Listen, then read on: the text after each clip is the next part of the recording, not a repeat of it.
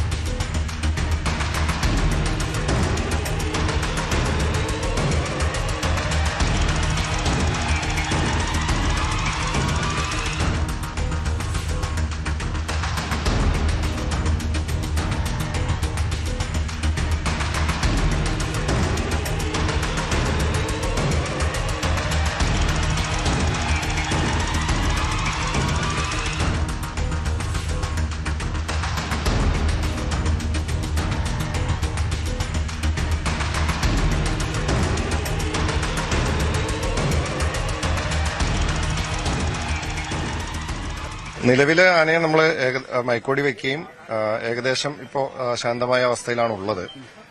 അത് പൂർണ്ണമായിട്ടും ഇനി അതിന് മെഡിക്കൽ ടീം പരിശോധിച്ച് അതിന്റെ ആവശ്യമായിട്ടുള്ള തുടർ നടപടികൾ സ്വീകരിക്കുന്നതാണ്. എന്തായാലും ഇപ്പോൾ തൽക്കാലം ആന ശാന്തമായിട്ടുള്ള അവസ്ഥയിലാണ് ഉള്ളത്.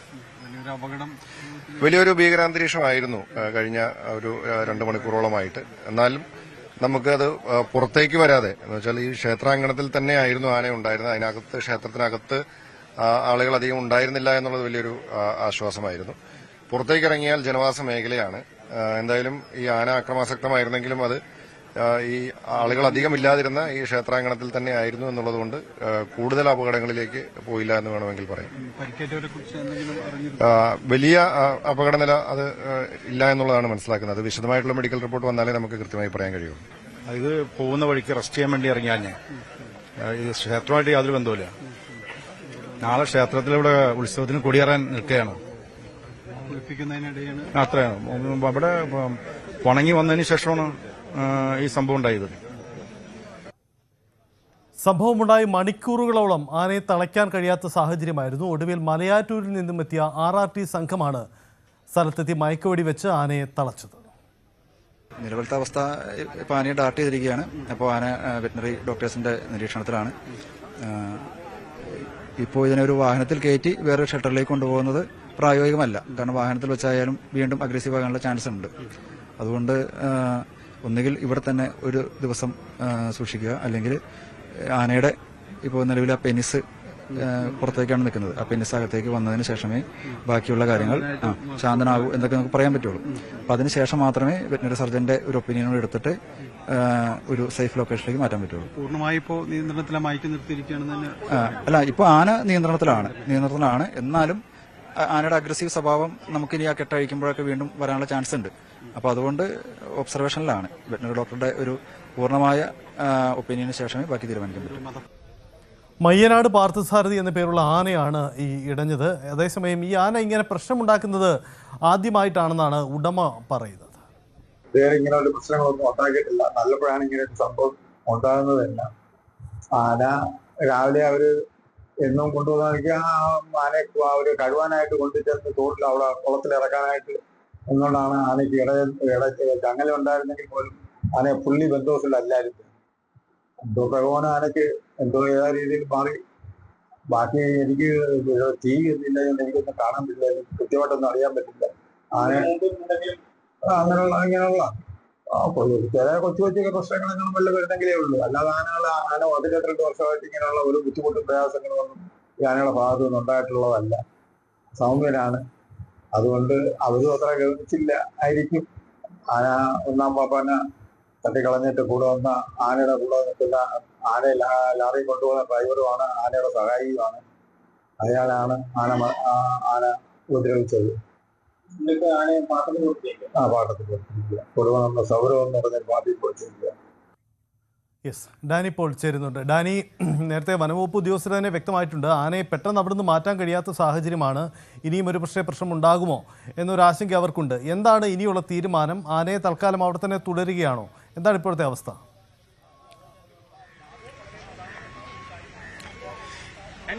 സജിത്ത, നിലവിൽ ആനയെ തളച്ചിരിക്കുന്ന ഒരു അന്തരീക്ഷമാണ് നിലവിൽ ഉള്ളത്. ഇനിയിപ്പോൾ അത് കുറച്ചുകൂടി അതിന്റെ ഒരു മരുന്ന് അത് കുത്തിവെച്ചതിന്റെ അടക്കമുള്ള കാര്യങ്ങളുണ്ട്. മയക്കത്തിൽ നിന്നെല്ലാം തന്നെ അത് മാറേണ്ടതുണ്ട്. ഏതാണ്ട് അത് വലിയൊരു ഡോസിലുള്ള ഒരു മരുന്നല്ല നൽകിയിരിക്കുന്നത്. കുറച്ച് കഴിയുമ്പോൾ തന്നെ മയക്കം വിട്ടുമാറും. പക്ഷേ എങ്കിലും അത് പൂർണ്ണമായും തന്നെ അതിന്റെ ഒരു സ്ഥിതി വീണ്ടെടുക്കേണ്ടതുണ്ട്. എങ്കിൽ ശേഷം മാത്രമായിരിക്കാം ഇവിടെ നിന്ന് മാറ്റാനായിട്ട് സാധിക്കുകയുള്ളൂ. അതുകൊണ്ട് ഫോറസ്റ്റ് ഉദ്യോഗസ്ഥരെ പറയുന്നത് ഒരു വെറ്റിനറിയുടെ ഡോക്ടറിന്റെ അടക്കമുള്ള ഒരു സഹായം തേടും. അതിന്റെ ഒരു ആരോഗ്യസ്ഥിതിയായ ആ കാര്യങ്ങൾ എങ്ങനെയുണ്ട് എന്നതടക്കമുള്ള കാര്യങ്ങൾ പരിശോധിക്കും. ഇതിനുശേഷമായിരിക്കും ഇവിടെ നിന്ന് ഇന്ന് മാറ്റണമോ, ഇന്ന് വൈകുന്നേരത്തോടുകൂടി ഒരുപക്ഷെ മാറ്റാൻ കഴിഞ്ഞേക്കുമെന്ന് പറയുന്നു. പക്ഷേ അത് ഉടൻ തന്നെ വേണമോ, ഇന്ന് തന്നെ വേണമോ, അതോ നാളെ പുലർച്ചയോടുകൂടി മാറ്റണമോ എന്നതടക്കമുള്ള കാര്യങ്ങൾ തീരുമാനമെടുക്കുക. കാരണം ഇത് ഈ ക്ഷേത്രത്തിൽ നാളെ ഉത്സവത്തിന് കൊടിയേറ്റാണ്. ഈ ക്ഷേത്രത്തിന്റെ ഭാഗമായിട്ടല്ല ഇവിടേക്ക് ആനയെ കൊണ്ടുവന്നത്. ഇവിടേക്ക് പോകുമ്പോൾ പലപ്പോഴും ഒരു ഇടത്താവളം എന്ന രീതിയിൽ തന്നെ പലപ്പോഴും ഈ രീതിയിലേക്ക് ആനകളേക്ക് ഇവിടെയെല്ലാം തന്നെ എത്തിക്കാറുണ്ട്. അപ്പോൾ അതിന്റെ ഭാഗമായിട്ടൊക്കെയാണ് ഇവിടേക്ക് വന്നത്. പക്ഷെ ഇവിടെ വെച്ച് ഈ അനിഷ്ട സംഭവങ്ങളൊക്കെ ഉണ്ടാകുന്ന ഒരു മരണമടക്കം സംഭവിക്കുകയും ചെയ്തിരിക്കുന്നു. ഏതായാലും ഇപ്പോൾ ആനയെ പൂർണ്ണമായിട്ട് തന്നെ നിയന്ത്രിച്ചിട്ടുണ്ട്. പൂർണ്ണമായും അതിന്റെ പിൻകാലുകളടക്കം ബന്ധിപ്പിച്ചിരിക്കുന്നു. മയക്കുവെടി നൽകിയതിന്റെ ആ ഒരു ക്ഷീണം കാര്യങ്ങളും എല്ലാം തന്നെയുണ്ട്. അത് പൂർണ്ണമായും മാറിയതിനു ശേഷം ആയിരിക്കാം ഒരുപക്ഷെ അതിന്റെ ഒരു ആരോഗ്യസ്ഥിതി അടക്കം പരിശോധിച്ചതിന് ശേഷമായിരിക്കും അതിന് ഇവിടെ നിന്ന് മാറ്റുന്ന കാര്യത്തിലടക്കമുള്ള കാര്യങ്ങളിൽ തീരുമാനം ഉണ്ടാകുക. ഏതായാലും ഇവരുമായിട്ടെല്ലാം തന്നെ ബന്ധപ്പെട്ടുകൊണ്ട് സ്ക്വാഡ് അടക്കം ഇവിടേക്ക് എത്തിയിട്ടുണ്ട്. RRT അടക്കമുള്ള സംഘം ഇവിടേക്ക് വരികയും ചുറ്റുപാടുമുള്ള സാഹചര്യങ്ങളെല്ലാം തന്നെ നിരീക്ഷിക്കുകയും എല്ലാം തന്നെ ചെയ്യുകയാണ്. ഈ പരിസരത്ത് വലിയ രീതിയിലുള്ള ഒരു നാശനഷ്ടങ്ങളാണ് ഉണ്ടാക്കിയത്. കാരണം 2 മണിക്കൂറോളം നീണ്ടു നിന്നിരുന്നു ഇവിടെ ആന. അത് സത്യത്തിൽ മുഴുവൻ പരാക്രമവും ഈ പരിസരത്തോട് തന്നെയായിരുന്നു ഉണ്ടായിരുന്നത്. അതിനുശേഷം ഇവിടെ കാറും അതോടൊപ്പം തന്നെ 2 മിനി പിക്കപ്പ് ലോറികളും അടക്കം തകർക്കുകയും എല്ലാം തന്നെ ചെയ്തിരുന്നു. ഇതിനിടയിൽ തന്നെയാണ് ഇപ്പോൾ നമ്മൾ കാണുന്നത് ഈ വാഹനം ഇവിടെ നിന്ന് മാറ്റാനുള്ള ഒരു ശ്രമങ്ങളാണ്. നമ്മൾ നേരത്തെ ദൃശ്യങ്ങളിൽ പലതവണ അത് കണ്ടതാണ്. ഈ പരിസരവാസിയുടെ ഒരു കാറാണ് ഇവിടെ ക്ഷേത്ര പരിസരത്ത് പാർക്ക് ചെയ്തിരുന്നത്. പലതവണ അത് മുഴുവൻ ദേഷ്യവും തീർക്കുന്ന രീതിയിൽ മുഴുവൻ പരാക്രമവും ഏതാണ്ട് ഈ വാഹനങ്ങളോടൊക്കെ തന്നെയായിരുന്നു. 3ഓളം ഇരുചക്ര വാഹനങ്ങൾ നശിപ്പിച്ചു. അതോടൊപ്പം 2 മിനി പിക്കപ്പ് ലോറികൾ ഇവിടെ നശിപ്പിച്ചിട്ടുണ്ട്. അതിനൊപ്പം തന്നെയാണ് ഈ കാറ് നമുക്ക് കാണാം ദൃശ്യങ്ങൾ. അതായത് ഒരു ടോട്ടൽ ലോസ് എന്നെല്ലാം തന്നെ പറയാവുന്ന രീതിയിലേക്ക് പലതവണ അത് കൊമ്പുകൊണ്ടും തുമ്പിക്കൊണ്ടും ചുഴറ്റി മറിച്ചെറിയുകയായിരുന്നു ഈ പരിസരത്തുണ്ടായിരുന്നു. ഇപ്പോഴത് വർക്ക്ഷോപ്പിൽ നിന്ന് ആളുകൾ എത്തിയിട്ട് അത് നീക്കം ചെയ്യാനുള്ള ക്ഷേത്ര വഴിയിലാണ് ഇവിടേക്ക്. ക്ഷേത്രത്തിനോട് അടുത്തായിരുന്നു പാർക്ക് ചെയ്തിരുന്നത്. അവിടെ നിന്ന് ഏതാണ്ട് ഒരു 10-20 മീറ്റർ ഇപ്പുറത്തേക്കെല്ലാം തന്നെ അത് കൊണ്ടുവന്ന് കുത്തി മറിച്ചിട്ടിരിക്കുന്നു. അത് ഇപ്പുറത്ത് കൊണ്ടുവന്ന് അടുത്ത സ്ഥലങ്ങളിലേക്കെല്ലാം കയറാനുള്ള ഒരു ശ്രമം ആയിരുന്നു ഉണ്ടായിരുന്നത്. ഏതായാലും വലിയൊരു അപകടം ഒഴിവായി എന്നത് എല്ലാവരും തന്നെ പറയുന്നൊരു സാഹചര്യം. ചുറ്റുപാടും വീടാണ്. ഈ ക്ഷേത്രത്തിന് മതിൽക്കെട്ടിന് അപ്പുറവും ഇപ്പുറവും എല്ലാം തന്നെ വീടുകളാണുള്ളത്. അവിടേക്കെല്ലാം തന്നെ എളുപ്പത്തിൽ കടന്നു കയറാൻ പോരുന്ന ഒരു സാഹചര്യവും കാര്യങ്ങളും എല്ലാം തന്നെയാണ് ഉണ്ടായിരിക്കുകയും ചെയ്തത്. പക്ഷെ എന്തുകൊണ്ടൊക്കെയോ ആ രീതിയിൽ രീതിയിലേക്ക് കാര്യങ്ങൾ പോകില്ല എന്നത് തീർത്തും ആശ്വാസകരമായ ഒരു കാര്യമാണ്. ഇപ്പോൾ ഈ വാഹനമടക്കം ഇവിടെ നിന്ന് ഈ രീതിയിൽ നശിപ്പിച്ച വാഹനങ്ങളടക്കം, ആന ചവിട്ടി നശിപ്പിച്ച വാഹനങ്ങളടക്കം മാറ്റുവാനുള്ള ഒരു ശ്രമങ്ങൾ പോലീസിന്റെയും മറ്റും ഭാഗത്തുനിന്ന് ഉണ്ടായിട്ടുണ്ട്. അത്തരം കാര്യങ്ങളെല്ലാം തന്നെ ഇവർ തുടരുകയാണ്. ഇവിടെ ഈ ക്ഷേത്രത്തിന്റെ അരയാലിന്റെ കൽപ്പടവിൽ വെച്ചാണ് ഒരു മരണം സംഭവിക്കുന്നത്. ഇവിടെ ലോറി ഡ്രൈവർ വിഷ്ണു, ആനയെ കൊണ്ടുവന്ന ലോറിയുടെ ഡ്രൈവർ വിഷ്ണുവിനെ ഇവിടെ വെച്ച് ഈ അൽത്തറയിൽ വെച്ചാണ് കൊലപ്പെടുത്തുന്നത്, ചവിട്ടിയും കുത്തിയും കൊലപ്പെടുത്തുന്നത്. അതിൻ്റെ ഒരു രക്തപ്പാടുകളുമെല്ലാം തന്നെ ഇപ്പോൾ നീക്കം ചെയ്യുകയാണ്, കഴുകി വൃത്തിയാക്കുകയാണ് ഇതെല്ലാം ചെയ്യുന്നത്. ആ രീതിയിൽ അത്രയ്ക്ക് കണ്ട ഭീതിതമായൊരു മണിക്കൂറുകളായിരുന്നു കിടങ്ങൂരിലെ ഇവിടെ ഈ പരിസരവാസികൾക്കുണ്ടായിരുന്നത്. എന്ത് ചെയ്യണമെന്നോ എങ്ങനെ ഇതിനെ ഒന്ന് ശമിപ്പിക്കണമെന്ന് പോലും ആർക്കും പെട്ടെന്ന് പറയാൻ കഴിയാത്ത അവസ്ഥ. ഇതിനിടയിലായിരുന്നു ആന. കാരണം ഇതുപോലെ മതപ്പാടുകളോ മറ്റു പ്രശ്നങ്ങളോ ഒന്നും ഇതുവരെയും ഉണ്ടാക്കിയിട്ടില്ല എന്നാണ് പൊതുവിൽ ഇതിനെക്കുറിച്ച് അതിന്റെ പാപ്പാന്മാരടക്കം പറയുകയും ചെയ്തു. അവർക്ക് പോലും എന്താണ് സംഭവിക്കുന്നതെന്നത് അവർക്ക് പോലും ആദ്യഘട്ടത്തിൽ നിശ്ചയമില്ലായിരുന്നു. പിന്നീട് തങ്ങളുടെ കയ്യിൽ ഇത് ഒതുങ്ങില്ല, അതായത് തങ്ങൾക്ക് നിയന്ത്രിച്ച് നിർത്താൻ കഴിയില്ല എന്ന് അവർക്ക് ബോധ്യപ്പെട്ടതിന്റെ കൂടി അടിസ്ഥാനത്തിലാണ് വനം വകുപ്പിനോട് വിവരങ്ങൾ പറയുകയും അതിനുശേഷം വനം വകുപ്പ് ഉദ്യോഗസ്ഥരെ ഇവിടേക്ക് എത്തുകയും RRT സ്ക്വാഡ് വന്ന് അത് മയക്കുവെടിവെക്കാനുള്ള തീരുമാനത്തിലേക്കെല്ലാം തന്നെ നീങ്ങുകയും ചെയ്തത്. പിൻകാലിൽ മയക്കുവെടിയേറ്റു. അതിനുശേഷമാണ് ആനയെ തളച്ച് നിർത്താനുള്ളൊരു ശ്രമങ്ങൾ തുടങ്ങിയത്. എന്നാൽ ആദ്യഘട്ടത്തിൽ അതിന് പോലും കഴിയാത്തൊരു സാഹചര്യമാണ് ഉണ്ടായിരുന്നത്. ആദ്യഘട്ടത്തിൽ അത് മയക്കത്തിലേക്ക് വരും മുൻപ് വലിയ രീതിയിലുള്ളൊരു പ്രകോപനം ഉണ്ടാക്കുന്ന രീതിയിലായിരുന്നു പിന്നെയും ഉണ്ടായിരുന്നത്. ചുറ്റുപാടുകളോടെല്ലാം ഇടഞ്ഞ് മുന്നോട്ട് പോകുന്നൊരവസ്ഥ തന്നെയായിരുന്നു. ഇതെങ്ങനെ നിയന്ത്രിക്കുമെന്ന് ആർക്കും അറിയാൻ കഴിയാത്തൊരു സാഹചര്യത്തിലേക്ക് ആ കാര്യങ്ങൾ വന്നു. പിന്നീട് സ്ക്വാഡ് എത്തി ആനയുടെ പിൻകാലിൽ വടം കെട്ടിയാണ് പതുക്കെ ആനയെ നിയന്ത്രിക്കുന്ന രീതിയിലേക്കെല്ലാം തന്നെ ആ കാര്യങ്ങൾ കൊണ്ടുവന്നത്. ഏതായാലും മണിക്കൂറുകൾ നീണ്ടു നിന്ന ഒരു അനിശ്ചിതാവസ്ഥ, അതോടൊപ്പം തന്നെ തീർത്തും ഭീതിതമായ ഒരു സാഹചര്യങ്ങൾ, ഇതെല്ലാം തന്നെ ഇപ്പോൾ അതൊന്ന് അവസാനിച്ചിട്ടുണ്ട്. ഇതിന് എന്തുകൊണ്ടാണ് ഇങ്ങനൊരു മതപ്പാടിനോട് അടുത്ത ഈ ഒരു ലക്ഷണങ്ങൾ പ്രകടിപ്പിച്ചു എന്നതെല്ലാം തന്നെ ഇനിയും പരിശോധിക്കപ്പെടേണ്ടിയിരിക്കുന്നു എന്നതാണ് പറയുന്നത്. കാരണം ഇതിൽ ഇനി കൂടുതൽ പരിശോധന ഇക്കാര്യങ്ങളിലെല്ലാം തന്നെ നടത്തേണ്ടതുണ്ട്. അത് വനം വകുപ്പ് ഉദ്യോഗസ്ഥരടക്കം ഇത്തരം കാര്യങ്ങളിൽ കൂടുതൽ പരിശോധന നടത്തും. വെറ്റിനറി ഡോക്ടർമാരടക്കം ഇക്കാര്യങ്ങളിൽ ബന്ധപ്പെട്ടുകൊണ്ട് തീരുമാനം എടുക്കുമെന്നതാണ് നിലവിൽ അറിയിച്ചിരിക്കുന്നത്. സജിത, ദൃശ്യങ്ങൾ കാണാം നമുക്ക്. ആ കാറ്, ആന തകർത്ത ആ കാറ് ഏറെക്കുറെ ടോട്ടൽ ലോസ് ആണ് കാറ്. ആ കാറ് അവിടുന്ന് മാറ്റാനുള്ള ശ്രമങ്ങളാണ് നടക്കുന്നത്. ദൃശ്യങ്ങൾ കാണുന്നത് പോലെ ആനയെ അവിടുന്ന് മാറ്റാനുള്ള ശ്രമം, ആ കാർ അവിടുന്ന് മാറ്റാനുള്ള ശ്രമമാണ് ഇപ്പോൾ നടക്കുന്നത്.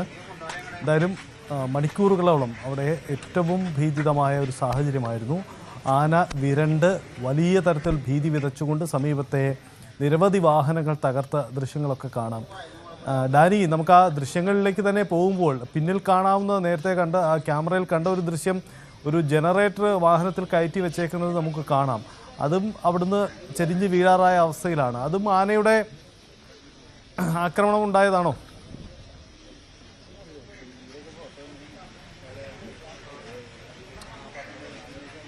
സഹിത ചോദ്യം ഒന്നുകൂടി. ഡാനി, നമുക്ക് ദൃശ്യങ്ങൾ കാണാം. അവിടെ ആനയുടെ മണിക്കൂറുകളോളം ഉണ്ടായിരുന്ന ഒരു ഭീതിതമായ സാഹചര്യവും അതുണ്ടാക്കിയ നാശനഷ്ടങ്ങളുമൊക്കെ. നേരത്തെ ക്യാമറ ദൃശ്യത്തിൽ ഒരു വാഹനത്തിൽ ഒരു ജനറേറ്റർ കയറ്റി വെച്ചത് നമുക്ക് കാണാം. അത് വീണ് കിടക്കുന്നതൊക്കെ കാണാൻ കഴിയുന്നുണ്ട്. ഇത് അവിടെ ഉത്സവത്തിന് വേണ്ടി കൊണ്ടുവന്ന ആ ജനറേറ്ററാണോ? അതിനുള്ള തയ്യാറെടുപ്പുകളായിരുന്നു തോന്നുന്നു ആ ക്ഷേത്ര പരിസരത്തല്ലേ?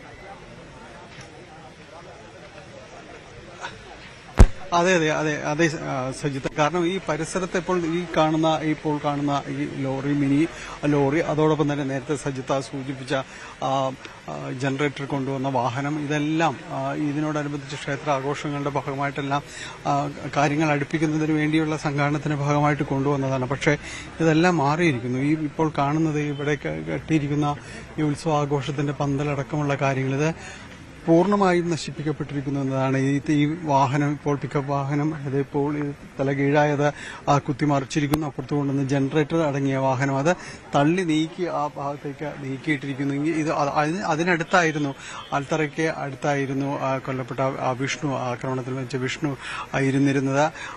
അവിടെ വെച്ചാണ് വിഷ്ണുവിനെ പരിക്കേൽക്കുന്നത്. ചവിട്ടി വീഴ്ത്തിയതിനു ശേഷം വീണ്ടും കുത്തുകയും ചെയ്തു എന്നാണ് ആ പരിസരത്തുള്ളവർ പറയുന്നത്. തൽക്ഷണം വിഷ്ണു മരിക്കുകയും ചെയ്തു. പിന്നീട് പാപ്പാൻ പ്രദീപിനെ, ഒന്നാം പാപ്പൻ പ്രദീപിനെ വലിച്ചെറിഞ്ഞു. പ്രദീപിന്റെ നട്ടലിനെ പരിക്കേറ്റിട്ടുണ്ട്. ആ രീതിയിൽ കൈവിട്ടു പോകുന്നു, സാഹചര്യങ്ങൾ കൈവിട്ടു പോകുന്നു എന്ന് മനസ്സിലാക്കുന്നു. കാരണം ഒരു മരണം സംഭവിച്ചു, കൺമുന്നിൽ തന്നെ ഒരാൾക്ക് ഗുരുതരമായി പരിക്കേറ്റിരിക്കുന്നു. അത് ഒന്നാം പാപ്പന് തന്നെ പരിക്കേറ്റിരിക്കുന്നു.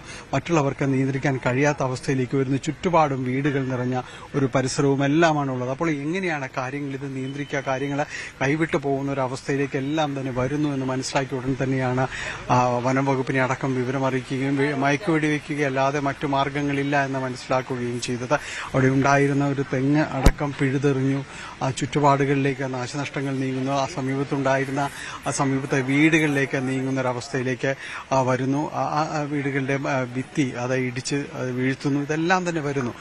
അപ്പോഴാണ് ഇനിയിപ്പോൾ മയക്കുവെടി എന്നതല്ലാതെ മറ്റു മാർഗങ്ങളിലേക്ക് ഇല്ല എന്ന് മനസ്സിലാവുന്നത്. ഇപ്പോൾ അത് നമുക്ക് ദൃശ്യങ്ങൾ കാണാം. അതിന്റെ ഒരു മയക്കം വിട്ട് മാറുന്ന ഒരവസ്ഥയാണ് എന്നതാണ് പറയുന്നത്.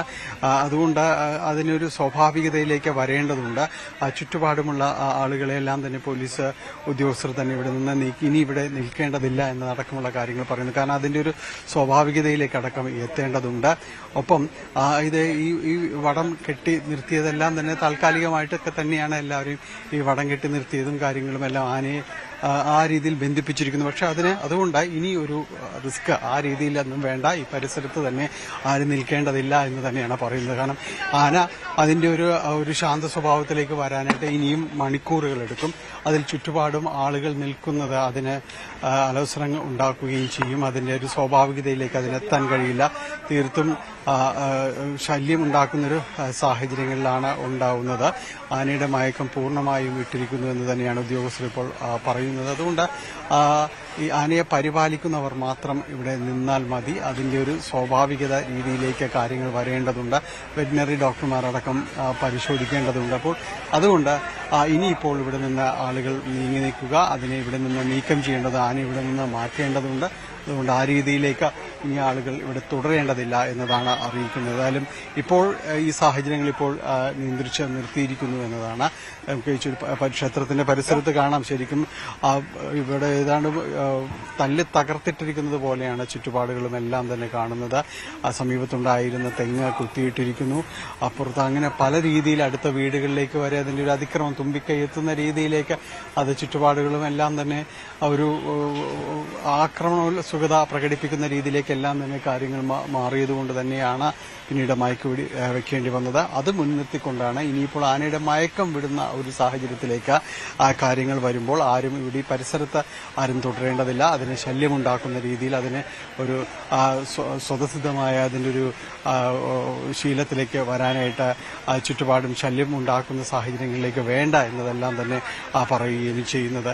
ഏതായാലും ചുറ്റുപാടുകൾ ഇന്ന് നാശനഷ്ടങ്ങൾ നീക്കം ചെയ്യാനുള്ള ശ്രമത്തിനിടയിലാണ് ഈ ഭാഗത്തെ വീടുകളുടെ ഗ്രില്ല് അടക്കം വീട്ടുമതിൽ ചുറ്റുമതിലടക്കം എല്ലാം തന്നെ തകർത്തെറിഞ്ഞിരിക്കുന്നു. കാറ് ചുഴറ്റിയെറിഞ്ഞ ഒരു സ്ഥിതിയായിരുന്നു ഇവിടെ ഉണ്ടായിരുന്ന. കാറ് വന്ന് വീണതാണെന്നെല്ലാമാണ് ദൃശ്യങ്ങളുള്ളത്. ഇപ്പോൾ ആ വാഹനം ഇവിടെ നിന്ന് നീക്കം ചെയ്യുകയാണ്, ഗ്യാരേജിലേക്ക് അത് മാറ്റുകയാണ്. അതിൽ നിന്ന് ഒന്നും എടുക്കാനില്ല എന്ന രീതിയിൽ തന്നെയാണ് അത് പലവട്ടം ചുഴറ്റി എറിഞ്ഞ് തുമ്പിക്കൈ കൊണ്ടും കൊമ്പുകൊണ്ടുമെല്ലാം തന്നെ കുത്തിമറിക്കുകയും എല്ലാം തന്നെ ചെയ്ത് ഇപ്പോൾ അത് ഇവിടെ നിന്ന് നീക്കം ചെയ്യുന്ന ഒരു സ്ഥിതിയിലാണ്. അങ്ങനെ ആളുകളെയും പൂർണ്ണമായി ഇവിടെ നിന്ന് മാറ്റിയിരിക്കുന്നു.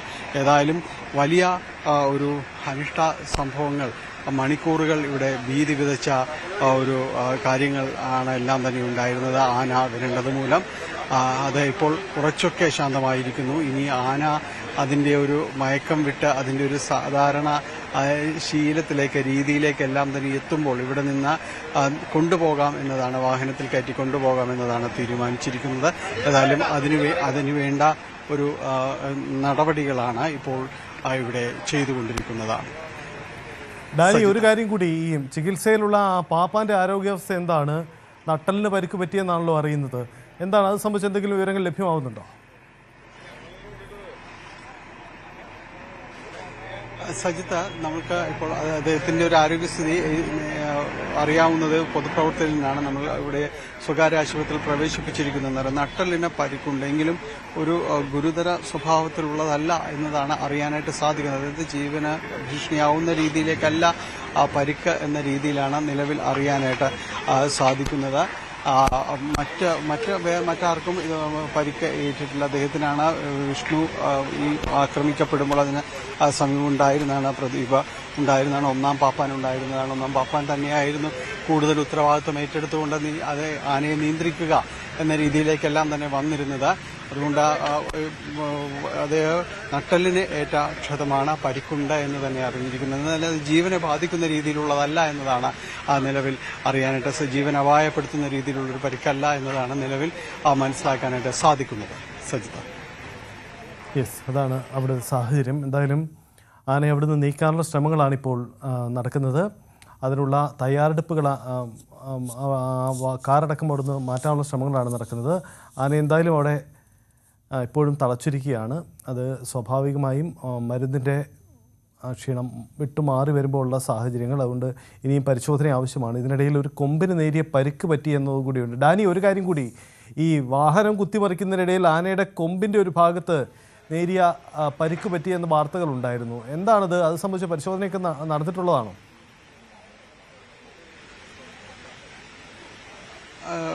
സജിത്ത്, അതിന്റെ ഒരു കൊമ്പിൽ നിന്ന് അത് രക്തം കിനിക്കുന്ന രീതിയിൽ വലതുവശത്ത് വലതു കൊമ്പിന് രക്തം കിനിക്കുന്നുണ്ട്. അത് ഇവിടെ നടത്തിയ ഈ പരാക്രമങ്ങൾ ഇതിനിടയിൽപ്പെട്ട പരിക്ക് പറ്റിയതാണ് എന്ന് തന്നെയാണ് അറിയുന്നത്. കാരണം നമ്മൾ കണ്ട വാഹനങ്ങൾ കണ്ടല്ലോ, 2 മിനി പിക്കപ്പ് ലോറികളൊപ്പം ഒരു കാറ്, ഇതെല്ലാം കുത്തിമറിക്കുന്ന ഒരവസ്ഥയാണ് ഉണ്ടായത്. അതിനിടയിൽ പരിക്ക് പറ്റിയതാണ്, ആനയ്ക്ക് പരിക്ക് പറ്റിയതാണ് എന്നതാണ് നമ്മൾ കാണുന്നത്. ഇത് കണ്ടോ, ഇവിടുത്തെ രക്തക്കറ ഈ ഭാഗങ്ങളിലുള്ളതെല്ലാം തന്നെ ഇപ്പോൾ വീട്ടിലുള്ളവരെല്ലാം തന്നെ നീക്കം ചെയ്യുകയാണ്.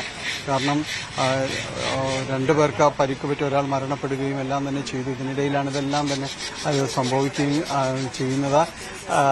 ഇപ്പോൾ ഈ ആനയുടെ പരിക്ക് പരിശോധിക്കാൻ പറ്റിയ ഒരു സാഹചര്യമല്ല നിലവിൽ ഡോക്ടർമാർക്ക് അടക്കമുള്ളത്. എങ്കിലും വലിയ കുഴപ്പം സംഭവിച്ചിട്ടില്ല. ഇപ്പോൾ കാണുന്ന രീതിയിലുള്ള പരിക്ക്, ആദ്യഘട്ടത്തിൽ രക്തം അത് വാർന്നു വരുന്ന രീതിയിലുള്ളതായിരുന്നുവെങ്കിൽ ഇപ്പോഴത് നിന്നിട്ടുണ്ട്. അതുകൊണ്ട് ആ രീതിയിൽ ആശങ്കപ്പെടേണ്ടതില്ല എന്നതാണ് ഡോക്ടർമാർ അറിയിക്കുകയും ചെയ്യുന്നത്. കൂടുതൽ പരിശോധനകൾ നടത്തണമെങ്കിൽ ദിവസങ്ങൾക്ക് ശേഷം ഇതിന്റെ ഒരു നിലവിൽ ഇത് പരിഭ്രാന്തി എല്ലാം തന്നെ ഇതൊന്ന് അടങ്ങിയാൽ മാത്രമേ അത്തരം കാര്യമായ പരിശോധനകൾ നടത്താനായിട്ട് സാധിക്കുകയുള്ളൂ.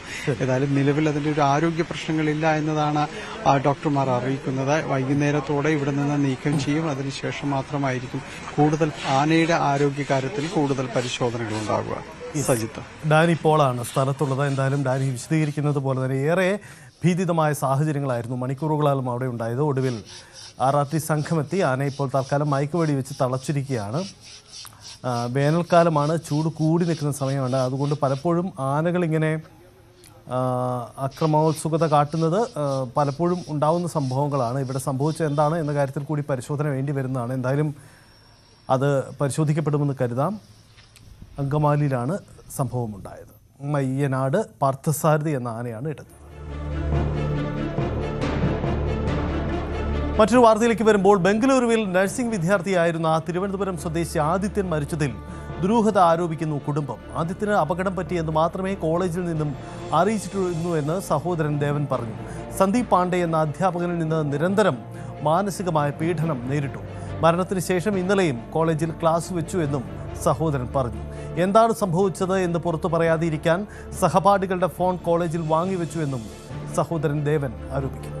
ഇപ്പോഴാണ് ഞങ്ങളുടെ ഇപ്പോഴാണ് പറഞ്ഞത്. ആദ്യയുടെ അമ്മയുടെ അടുത്ത് കുറച്ച് നാൾ മുമ്പ് ഫോൺ വിളിച്ചിട്ട് പറഞ്ഞിട്ടുണ്ടായിരുന്നു ഇങ്ങനെ ഞാൻ ഡ്രഗ്സ് കൊടുക്കുന്നു എന്ന് എന്നെ ആദ്യം പറഞ്ഞു. എന്നിട്ട് പിള്ളേരുടെ ഇടയിൽ വെച്ചിട്ട് ഭയങ്കരമായിട്ട് മോശമായിട്ട് പറഞ്ഞു, നീയാണ് കൊടുക്കുന്നത്, നിന്നെ പെടുത്തു എന്നുള്ള രീതിയിലൊക്കെ സംസാരിച്ചെന്ന് പറഞ്ഞു. അപ്പോൾ ആദ്യം അങ്ങനെയല്ല. അപ്പോൾ പിള്ളേർ അവൻ്റെ കൂടെയുള്ള എല്ലാ കുട്ടികളും പറഞ്ഞു ആദ്യം അങ്ങനെ ഒരിക്കലും ചെയ്യില്ല എന്ന് അവർക്ക് ഉറപ്പായിരുന്നു. എന്നിട്ട് ഇത് കഴിഞ്ഞിട്ട് ഈ സാറ് മാറ്റി നിർത്തിയിട്ട് പറഞ്ഞു ആദ്യം നീ ചെയ്യില്ലെന്നറിയാം, പക്ഷേ ചെയ്യുന്നവരെ ഞങ്ങൾക്ക് കാണിച്ചു തരണം, നീ കാണിച്ചു തന്നേ പറ്റുള്ളൂ എന്ന് പറഞ്ഞിട്ട് അവനെ നല്ലപോലെ ഹരാസ് ചെയ്യുന്നുണ്ടായിരുന്നു. അതിനുശേഷം എന്ന് ക്ലാസ്സിൽ ചെന്നാലും ഇതിൻ്റെ ഈ ഒരു എന്തോ ഡ്രഗ്സിൻ്റെ പേര് പറഞ്ഞിട്ട് അവൻ അങ്ങനെ ചോദ്യം ചോദിക്കാൻ വേണ്ടി എണീറ്റ് ഇരുത്തിയാലും നീ അതല്ലേടാ എന്നുള്ള രീതിയിൽ സംസാരം ഉണ്ടെന്ന് പറഞ്ഞിട്ടുണ്ട്. അത് ആദ്യത്തെ ഫ്രണ്ട്സ് ഇന്നലെ എന്നെ കോൺടാക്ട് ചെയ്യാൻ പറ്റി പറഞ്ഞിരുന്നു. അവർ കോൺടാക്ട് ചെയ്തിട്ട് എൻ്റെ അടുത്ത് പറഞ്ഞു ചേട്ടാ അതിൽ വിഷമമുണ്ടെന്ന് ഫ്രണ്ട്സുമായിട്ട് ഷെയർ ചെയ്തായിരുന്നു. ഒരു പോസ്റ്റിൻ്റെ താഴെ കമൻറ്റ് വന്നായിരുന്നു. ഈ ഏതോ ന്യൂസിൻ്റെ താഴെയുള്ള പോസ്റ്റുകൾ ഞാൻ നോക്കിയപ്പോൾ എനിക്ക് തോന്നുന്നു ഒരു 10-20 കമൻറ്റുകൾ ഒരു പോസ്റ്റ് തന്നെയാണ്. ഈ ആദിത്യ പാണ്ഡെ എന്നുള്ള അക്കൗണ്ട് മെൻഷൻ ചെയ്തിട്ട് പുള്ളിയാണ് ഇതിന് കാരണം, ആദ്യയുടെ മരണത്തിന് കാരണം പുള്ളിയാണെന്ന് പറഞ്ഞിട്ട് ആൾക്കാർ മെസ്സേജ് ഇടണം. അപ്പോൾ അത് കണ്ടപ്പോൾ എനിക്കൊരു സംശയം തോന്നി, എന്തെങ്കിലും ഉണ്ടാവുമല്ലോ. അപ്പോൾ ഞാൻ നോക്കിയ വേറെ ന്യൂസിൻ്റെ വീഡിയോയുടെയും കമൻറ്റിൻ്റെ താഴെ നോക്കിയപ്പോൾ എല്ലാത്തിലും വേറെ ആൾക്കാർ ഈ പുള്ളിയുടെ പേര് മെൻഷൻ ചെയ്യുന്നുണ്ടായിരുന്നു. ആദ്യ സുഹൃത്തുക്കൾ നോക്കി എൻ്റെ അടുത്ത് പറഞ്ഞത്. ഞാൻ ഒരു ഫോട്ടോ താഴെ ഞാൻ കമൻറ്റ് ഇട്ട്, ഞാൻ ആദ്യം ചേട്ടനാണ്, ആർക്കെങ്കിലും എന്തെങ്കിലും അറിയാമെന്നുള്ളിൽ എന്നെ ഒന്ന് ഹെൽപ്പ് ചെയ്യണം, നമുക്ക് കാര്യം അറിയണം, എന്താണ് കാര്യമൊന്നും അറിയണമെന്ന് പറഞ്ഞായിരുന്നു. ഞാൻ അത് കഴിഞ്ഞിട്ട് ഞാൻ കുറച്ച് കഴിഞ്ഞപ്പോൾ എനിക്കൊരു 20 കൂടുതൽ കുട്ടികൾ എനിക്ക് മെസ്സേജ് ഇട്ടു, ചേട്ടാ ആദ്യയുടെ ഫ്രണ്ട്സാണ്, ആദ്യയുടെ കൂടെ പഠിച്ചതാണ്, ആദ്യയുടെ പഠിച്ചിരുന്നവരാണ്, അവിടുന്ന് ഈ സന്ദീപ് എന്ന് പറഞ്ഞ പുള്ളിക്കാരൻ്റെ ടോർച്ചർ സഹിക്കാൻ അതായത് ഡ്രോപ്പ് ഔട്ടായി പോയവർ എനിക്ക് മെസ്സേജ് ഇട്ടിട്ടുണ്ടായിരുന്നു. അപ്പോൾ ഞാൻ ഇങ്ങനെ കാര്യങ്ങൾ അന്വേഷിച്ചെന്ന് പറഞ്ഞ് ഇയാളുടെ സ്ഥിരം പരിപാടി ഇത് തന്നെയാണ്. ഒരു കുട്ടിയെ ടാർഗറ്റ് ചെയ്തിട്ട് എന്താ പറയുക, ഇതുപോലെ ഈ കാര്യം തന്നെയാണ്, സെയിം കാര്യം തന്നെയാണ് പറയുന്നത്, നിങ്ങളിങ്ങനെ ഡ്രഗ്സ് യൂസ് ചെയ്ത് കണ്ടുപിടിച്ചെന്നില്ലെങ്കിൽ അടിക്കുമെന്ന്. എന്നിട്ട് അതിലുള്ള ഒരു കുട്ടി എനിക്ക് അയാൾ അടിച്ച ഫോട്ടോ എനിക്ക് ഇട്ടുതന്നായിരുന്നു. മകന്റെ മരണം കുടുംബ പ്രശ്നമെന്ന് വരുത്തി തീർക്കാനാണ് ശ്രമമെന്ന് പിതാവ് പ്രദീപും ആരോപിക്കുന്നു. കോളേജിൽ മകനെ മാനസികമായി പീഡിപ്പിച്ചു, ലഹരി ഉപയോഗിക്കാത്തവനെ ലഹരി ഉപയോഗിക്കുന്നവനെന്ന് പറഞ്ഞു പരത്തി. ആദിത്യന്റെ മുറിയിൽ ഉണ്ടായിരുന്ന 2 പേർ മയക്കുമരുന്ന് ഉപയോഗിച്ചിരുന്നു. അധ്യാപകൻ സന്ദീപ് ഇതിന്റെ പേരിൽ അധിക്ഷേപിച്ചിരുന്നുവെന്നും അച്ഛൻ പറയുന്നു. ഇന്നലെ കോളേജിൽ അവിടുത്തെ കുട്ടികൾ പറഞ്ഞത് ഒരു സന്ദീപ് പാണ്ഡെ എന്ന് പറഞ്ഞൊരു അധ്യാപകൻ്റെ പേരാണ് പറഞ്ഞത്. കൂടെ ഉണ്ടായിരുന്ന 2 പേര് മയക്കുമരുന്ന് ഉപയോഗിച്ചിട്ടുണ്ട്. അതിൽ എൻ്റെ മോനെയും കൂടെ അതിൽ ഉൾപ്പെടുത്തി ഈ സന്ദീപ് പാണ്ഡെ എന്ന് പറയുന്ന സാറ് മറ്റുള്ള പെൺകുട്ടിയുടെ മുമ്പിൽ വെച്ച് ഇവനും കൂടെ അത് ഉപയോഗിച്ചിട്ടുണ്ടെന്നും പറഞ്ഞുകൊണ്ടാണ് ഇൻസൾട്ട് ചെയ്തത്.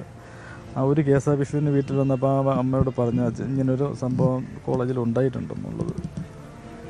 അതല്ലാതെ വേറൊരു വീട്ടിൽ ഒരു വിഷയമില്ലാതെ തലേ ദിവസം വിളിച്ചത് അമ്മയായിട്ട് സംസാരിച്ച് അതിന് മുമ്പത്തെ ദിവസം വീഡിയോ കോൾ വിളിച്ച് ഇങ്ങനെ ചെയ്യാൻ വേണ്ടിയിട്ട് യാതൊരു സാധ്യതയും ഇല്ല. പോലീസ് സ്റ്റേഷനിൽ ചെന്ന സമയത്തുണ്ടായെന്ന് പറഞ്ഞാൽ ഞങ്ങളവിടെ ചെന്ന് കുറേ നേരം ഇരുന്നതിന് ശേഷമാണ് BTL കോളേജിലെ മാനേജ്മെൻറ്റ് അവിടെ വന്നത്. പക്ഷേ അവരെയൊക്കെ വിളിച്ച് സംസാരിച്ചതിന് ശേഷം മാത്രമാണ് നമ്മളങ്ങോട്ട് ക്ഷണിച്ചത്, അകത്തോട്ട് ക്ഷണിച്ചത്. അത് DK ശിവകുമാരൻ്റെ ഭാര്യയുടെ സഹോദരിയുടെ കോളേജ് എന്നാണ് പറയുന്നത്. അപ്പം സ്വാഭാവികമായിട്ടും അവരെ തന്നെയാണ് ആദ്യം വിളിച്ചതും.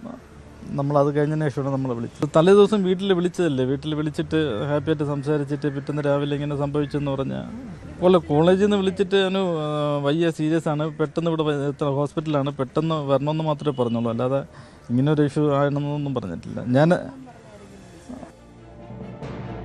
ഈ അധ്യാപകൻ സന്ദീപ് പാണ്ഡെക്കെതിരെയാണ് വലിയ തരത്തിലുള്ള ആരോപണം വരുന്നത്. ആദിത്യനെ ഈ അധ്യാപകൻ ഹരാസ് ചെയ്തിരുന്നുവെന്നും ഉപദ്രവിച്ചിരുന്നുവെന്നും കോളേജിലെ ഒരു വിദ്യാർത്ഥി ബന്ധുക്കൾക്ക് അയച്ച ശബ്ദ സന്ദേശം ഇതിനിടയിൽ പുറത്തു വന്നിട്ടുണ്ട്. ആ ശബ്ദം ആ പാവത്തിന്റെ മേലെ എന്തെങ്കിലും ഇട്ടിട്ടുണ്ടോ?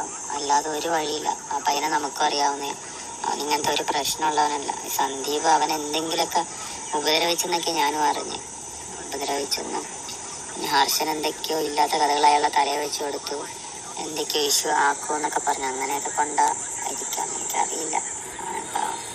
ഉണ്ട് ആളുടെ പേരിൽ കഞ്ചാവ് കേസിട്ട് കൊടുത്ത് ഇനി ഇവിടെ നിൽക്കാൻ പറ്റത്തില്ല, നാട്ടിൽ പോവാ, ആ രീതിക്ക് അയാൾ സംസാരിച്ച്.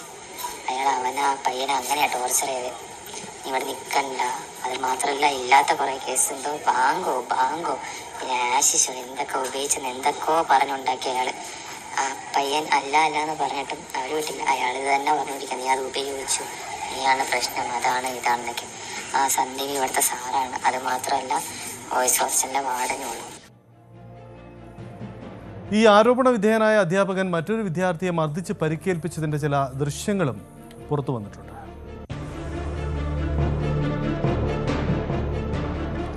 സാരംഗ് സുധാകരൻ ചേരുന്നുണ്ട്. സാരംഗ്, കുടുംബം വലിയ തരത്തിലുള്ള ആക്ഷേപമാണ് ഈ സംഭവത്തിൽ ഉന്നയിക്കുന്നത്. ഈ വിദ്യാർത്ഥി തൂങ്ങി നിൽക്കുന്ന ദൃശ്യങ്ങളൊക്കെ പുറത്തു വരുമ്പോഴും കാല് താഴെ സ്പർശിച്ച് നിൽക്കുകയാണ്. അങ്ങനെ പലതരത്തിൽ സംശയം തോന്നത്തക്ക സംഭവമായി ഇത് മാറുകയാണ്. കുടുംബത്തിൻ്റെ ഈ ആക്ഷേപം ഏത് തരത്തിലാണ്? നിയമപരമായി അവർ മുന്നോട്ട് പോവുകയാണോ? ഏത് രീതിയിലാണ് ഇവർ പരാതിയുമായി മുന്നോട്ട് പോകുന്നത്? സജിത്ത്, തീർച്ചയായും. കാരണം കഴിഞ്ഞ ദിവസം, അതായത് മരണം നടക്കുന്നതിൻ്റെ തലേദിവസമായ ചൊവ്വാഴ്ച രാത്രി അടക്കം ആദിത്യൻ കൃത്യമായി വീട്ടിലേക്ക് വിളിക്കുകയും വീഡിയോ കോൾ അടക്കം ചെയ്യുകയും ചെയ്തിരുന്നു എന്നാണ് കുടുംബം പറയുന്നത്. ആ സമയത്ത് ഇത്തരത്തിലൊരു മാനസികമായ ഒരു ബുദ്ധിമുട്ട് നേരിടുന്നതായിട്ട് അങ്ങനെ ഒന്നും മനസ്സിലായില്ല എന്നാണ് കുടുംബം പറയുന്നത്. അങ്ങനെ ഇത്തരത്തിലൊരു കടുത്ത തീരുമാനത്തിലേക്ക് പോകേണ്ട ഒരു വിഷയം ഉണ്ടായിരുന്നില്ല, അത് തങ്ങളുമായി പങ്കുവെച്ചിരുന്നില്ല എന്നടക്കം കുടുംബം പറയുന്നു. അതുകൊണ്ട് തന്നെയാണ് ഈ മരണത്തിലൊരു ദുരൂഹത കുടുംബം തുടക്കം മുതൽ തന്നെ ആരോപിക്കുന്നത്. മാത്രമല്ല, അവിടെ ചെന്ന, അതായത് ഗുരുതരാവസ്ഥയിലാണ് മകനെന്നറിഞ്ഞ് പിതാവും കുടുംബാംഗങ്ങളും ബാംഗ്ലൂരിലേക്ക് എത്തിയപ്പോൾ അടക്കം നടന്ന പല കാര്യങ്ങളും സംശയമുണർത്തുന്നതെന്നാണ് കുടുംബം പറയുന്നത്. കാരണം പോലീസ് സ്റ്റേഷനിലേക്ക് എത്തി, പോലീസ് സ്റ്റേഷനിൽ വെച്ചുണ്ടായ അനുഭവം അത് കേസെടുക്കാനടക്കം വളരെ താമസം എടുത്തിരുന്നു. ഒപ്പം തന്നെ മാനേജ്മെൻറ്റിൻ്റെ ഭാഗത്തു നിന്നും കൃത്യമായൊരു വിശദീകരണം നൽകിയില്ല. ഒപ്പം ഈ ഒരു കേസുമായി ബന്ധപ്പെട്ട കൂടുതൽ വെളിപ്പെടുത്തൽ നടത്താതിരിക്കാൻ സഹപാഠികളുടെ ഫോണ് വാങ്ങിവെച്ചു. ഒപ്പം ക്ലാസ്സുകൾ സാധാരണ രീതിയിൽ തന്നെ മുന്നോട്ട് പോവുകയും ചെയ്തു എന്നടക്കമുള്ള പല കാര്യങ്ങൾ കുടുംബം മുന്നോട്ട് വയ്ക്കുന്നുണ്ട്. ഇത് തന്നെയാണ് ഈ കേസിൽ വളരെ ദുരൂഹതയുണ്ടെന്ന് സൂചിപ്പിക്കുന്ന പല കാര്യങ്ങളും വരുന്നത്. വരുന്നത്. നമുക്കറിയാം ഈ അടുത്താണ് നിതിൻ രാജിൻ്റെ അടക്കം മരണം. അതായത് ഒരു കോളേജിൽ നിന്നും അതായത് പീഡനം നേരിടേണ്ടി വന്നു. അതിനുശേഷം ഉണ്ടായ ആത്മഹത്യ കഴിഞ്ഞ് ആഴ്ചകൾ മാത്രം പിന്നിട്ടതിന് ശേഷമാണ് ഇപ്പോൾ മറ്റൊരു മരണം, അത് ബാംഗ്ലൂരിൽ വെച്ച് നടക്കുന്നത്. അതിൽ പല ദുരൂഹതകളും, അത് കേരളത്തിന് പുറത്തായതുകൊണ്ട് തന്നെ പല വിവരങ്ങളും പുറത്തേക്ക് വരുന്നില്ല. മാത്രമല്ല DK ശിവകുമാറെ ബന്ധപ്പെടുത്തിക്കൊണ്ട് കുടുംബം തന്നെ പറയുന്നുണ്ട് ഇതിൽ പല കാര്യങ്ങളും പോലീസും മാനേജ്മെൻറ്റും ഒതുക്കി തീർക്കാനടക്കമുള്ള രീതികളിലേക്ക് കാര്യങ്ങൾ പോകാനുള്ള സാധ്യത മുൻകൂട്ടി കണ്ടുകൊണ്ടാണ് കുടുംബം ഇത്തരത്തിലുള്ള വെളിപ്പെടുത്തൽ ഇപ്പം തന്നെ നടത്തിയത്. നമുക്കറിയാം ഈ വാർത്ത പുറത്തു വന്നതോടുകൂടി നിരവധി വിദ്യാർത്ഥികൾ അവിടെ നിന്നും പഠിച്ചിറങ്ങിയവരും ഈ ഒരു അധ്യാപകൻ്റെ പീഡനം സഹിക്കവയ്യാതെ കോഴ്സ് നിർത്തിപ്പോയവരുമായിട്ടുള്ള പലരും ഈ കുടുംബാംഗങ്ങളെ ബന്ധപ്പെട്ടിട്ടുണ്ട്. ആ ശബ്ദ സന്ദേശമടക്കമാണ് നമ്മളിപ്പോൾ കേട്ടത്. അതായത് നിരന്തരമായി പീഡിപ്പിക്കുക, അതായത് പല കുട്ടികളും ലഹരി ഉപയോഗിക്കുന്നു എന്ന രീതിയിലുള്ള വിവരം മാനേജ്മെൻറ്റിനെയും അധ്യാപകരെയും അറിയിക്കാൻ വേണ്ടി സമ്മർദ്ദം ചെലുത്തുക. അല്ല എങ്കിൽ, അങ്ങനെ ചെയ്തില്ല എങ്കിൽ വിദ്യാർത്ഥികളെ മുൻപിൽ വെച്ചും ക്ലാസ്സിൽ വെച്ചും നിരന്തരമായി ഹറാസ് ചെയ്യുക, മാനസികമായി പീഡിപ്പിക്കുക എന്നൊരു അത്തരത്തിലുള്ളൊരു രീതിയാണ് ഈ ഒരു സന്ദീപ് പാണ്ഡ്യയെ ഉപയോഗിച്ചിരുന്നത്. അത് സഹിക്കവയ്യാതെയാണ് ഈ ഒരു മരണത്തിലേക്ക് ആദിത്യൻ എത്തിയതെന്നാണ് ഇപ്പോൾ കുടുംബവും സഹപാഠികളും പറയുന്നത്. പക്ഷേ അപ്പോൾ പോലും സജിത്ത് സൂചിപ്പിച്ചതുപോലെ തന്നെ ദൃശ്യങ്ങളിലടക്കം പല അവ്യക്തതയും നിലനിൽക്കുന്നുണ്ട്. മാത്രമല്ല ഈ സമയത്ത് വിദ്യാർത്ഥികൾ ആരും തന്നെ ഹോസ്റ്റലിൽ ഉണ്ടായിരുന്നില്ല. ഹോസ്റ്റൽ മുറിയിലാണ് ആത്മഹത്യ ചെയ്തത്. ആ സമയത്ത് അതായത് യൂണിഫോം പാൻറ് ധരിച്ചുകൊണ്ടാണ് ആത്മഹത്യ ചെയ്തതുമാണ്. ഒപ്പം തന്നെ ഉച്ചയ്ക്ക് ക്ലാസ് കഴിഞ്ഞ് ഹോസ്റ്റലിലേക്ക് എത്തിയ വിദ്യാർത്ഥികളാണ് ഈ തൂങ്ങി മരിച്ച നിലയിലെ ആദിത്യനെ കാണുകയും ഉടൻ തന്നെ ആശുപത്രിയിലേക്ക് മാറ്റുകയും ചെയ്തത്. പിന്നീട് നടന്ന കാര്യങ്ങളിലടക്കം കുടുംബം പല രീതിയിലുള്ള സംശയങ്ങളും ഉന്നയിക്കുന്നുണ്ട്. മാനേജ്മെൻറ്റിൻ്റെ ഭാഗത്തു നിന്നുള്ള നീക്കങ്ങളായിക്കോട്ടെ, ഈ അധ്യാപകനുമായി വന്നിട്ടുള്ള പല ആരോപണങ്ങളായിക്കോട്ടെ, ഇതെല്ലാം പല രീതിയിലുള്ള കാരണങ്ങളായി ഇപ്പോൾ കുടുംബം മുന്നോട്ട് വയ്ക്കുന്നുണ്ട്. മാത്രമല്ല ആദിത്യൻ എന്ന വിദ്യാർത്ഥി ക്ലാസ് റെപ്രസെൻറ്റേറ്റീവ് ആയിരുന്നു, വലിയ രീതിയിലുള്ള ആക്റ്റീവായിട്ടുള്ളൊരു കുട്ടി തന്നെയായിരുന്നു എന്നാണ് പറയുന്നത്. മറ്റ് ബുദ്ധിമുട്ടുകളൊന്നും, അതായത് റാഗിങ് പോലെയുള്ളൊരു വിഷയങ്ങളൊന്നും തന്നെ ഉണ്ടായിരുന്നില്ല. നമുക്കറിയാം ഒരു വർഷം കഴിഞ്ഞ സമയമാണ്. ഇപ്പോൾ പെട്ടെന്ന് ഇങ്ങനെ ഒരു തീരുമാനമെടുക്കാൻ എന്ത് കാരണമാണ് ഉണ്ടായത്? മാത്രമല്ല ഈ ഒരു ദുരൂഹത, അതായത് മരണത്തിന് പിന്നിലുള്ള കൃത്യമായ കാരണം കണ്ടെത്തണമെങ്കിൽ പോലീസിന് തന്നെ സാധിക്കുകയുള്ളൂ. അതിൽ കൃത്യമായ ഒരു അന്വേഷണവും വേണം.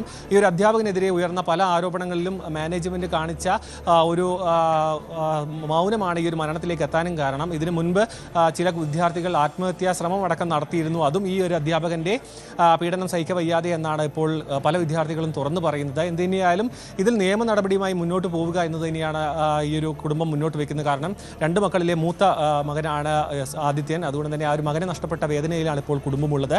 സംസ്കാര ചടങ്ങുകളെല്ലാം പൂർത്തിയായി കഴിഞ്ഞു. എന്നാലും നിയമ നടപടിയുമായി തന്നെ മുന്നോട്ട് പോകാൻ തന്നെയാണ് ഇപ്പോൾ കുടുംബത്തിൻ്റെ തീരുമാനം. Sajith,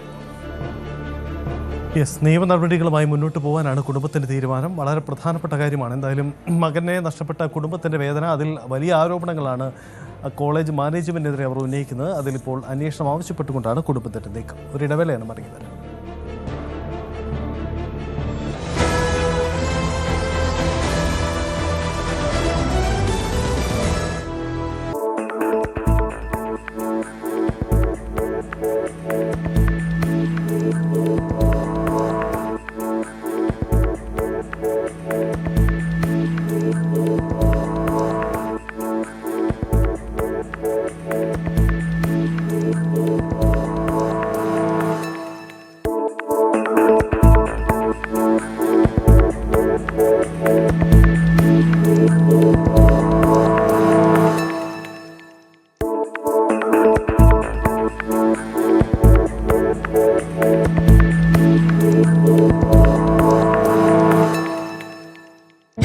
Real time, on the go, India chooses Network 18.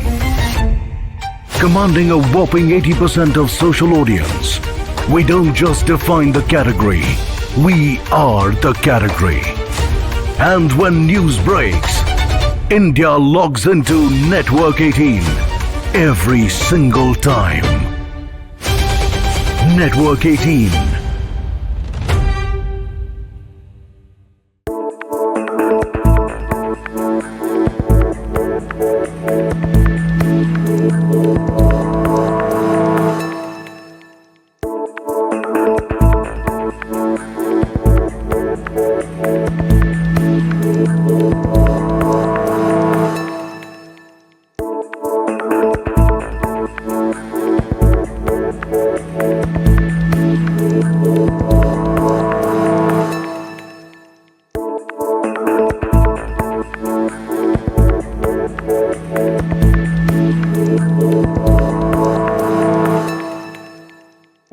Real time, On the go, India chooses Network 18. Commanding a whopping 80% of social audience, we don't just define the category, we are the category. And when news breaks, India logs into Network 18 every single time. Network 18.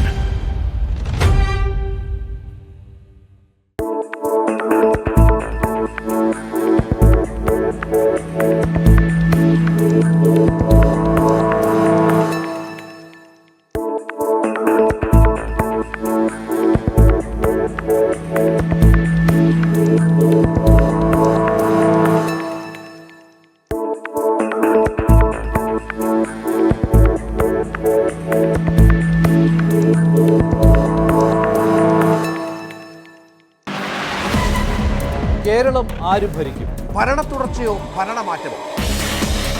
BJP എത്ര വരെ? മുഖ്യമന്ത്രി ആരാകണം? ജനവിധിക്ക് മുൻപേ ആദ്യ ഫലം. Vote vibe exit poll ഇന്ന് വൈകിട്ട് 6 മണി മുതൽ.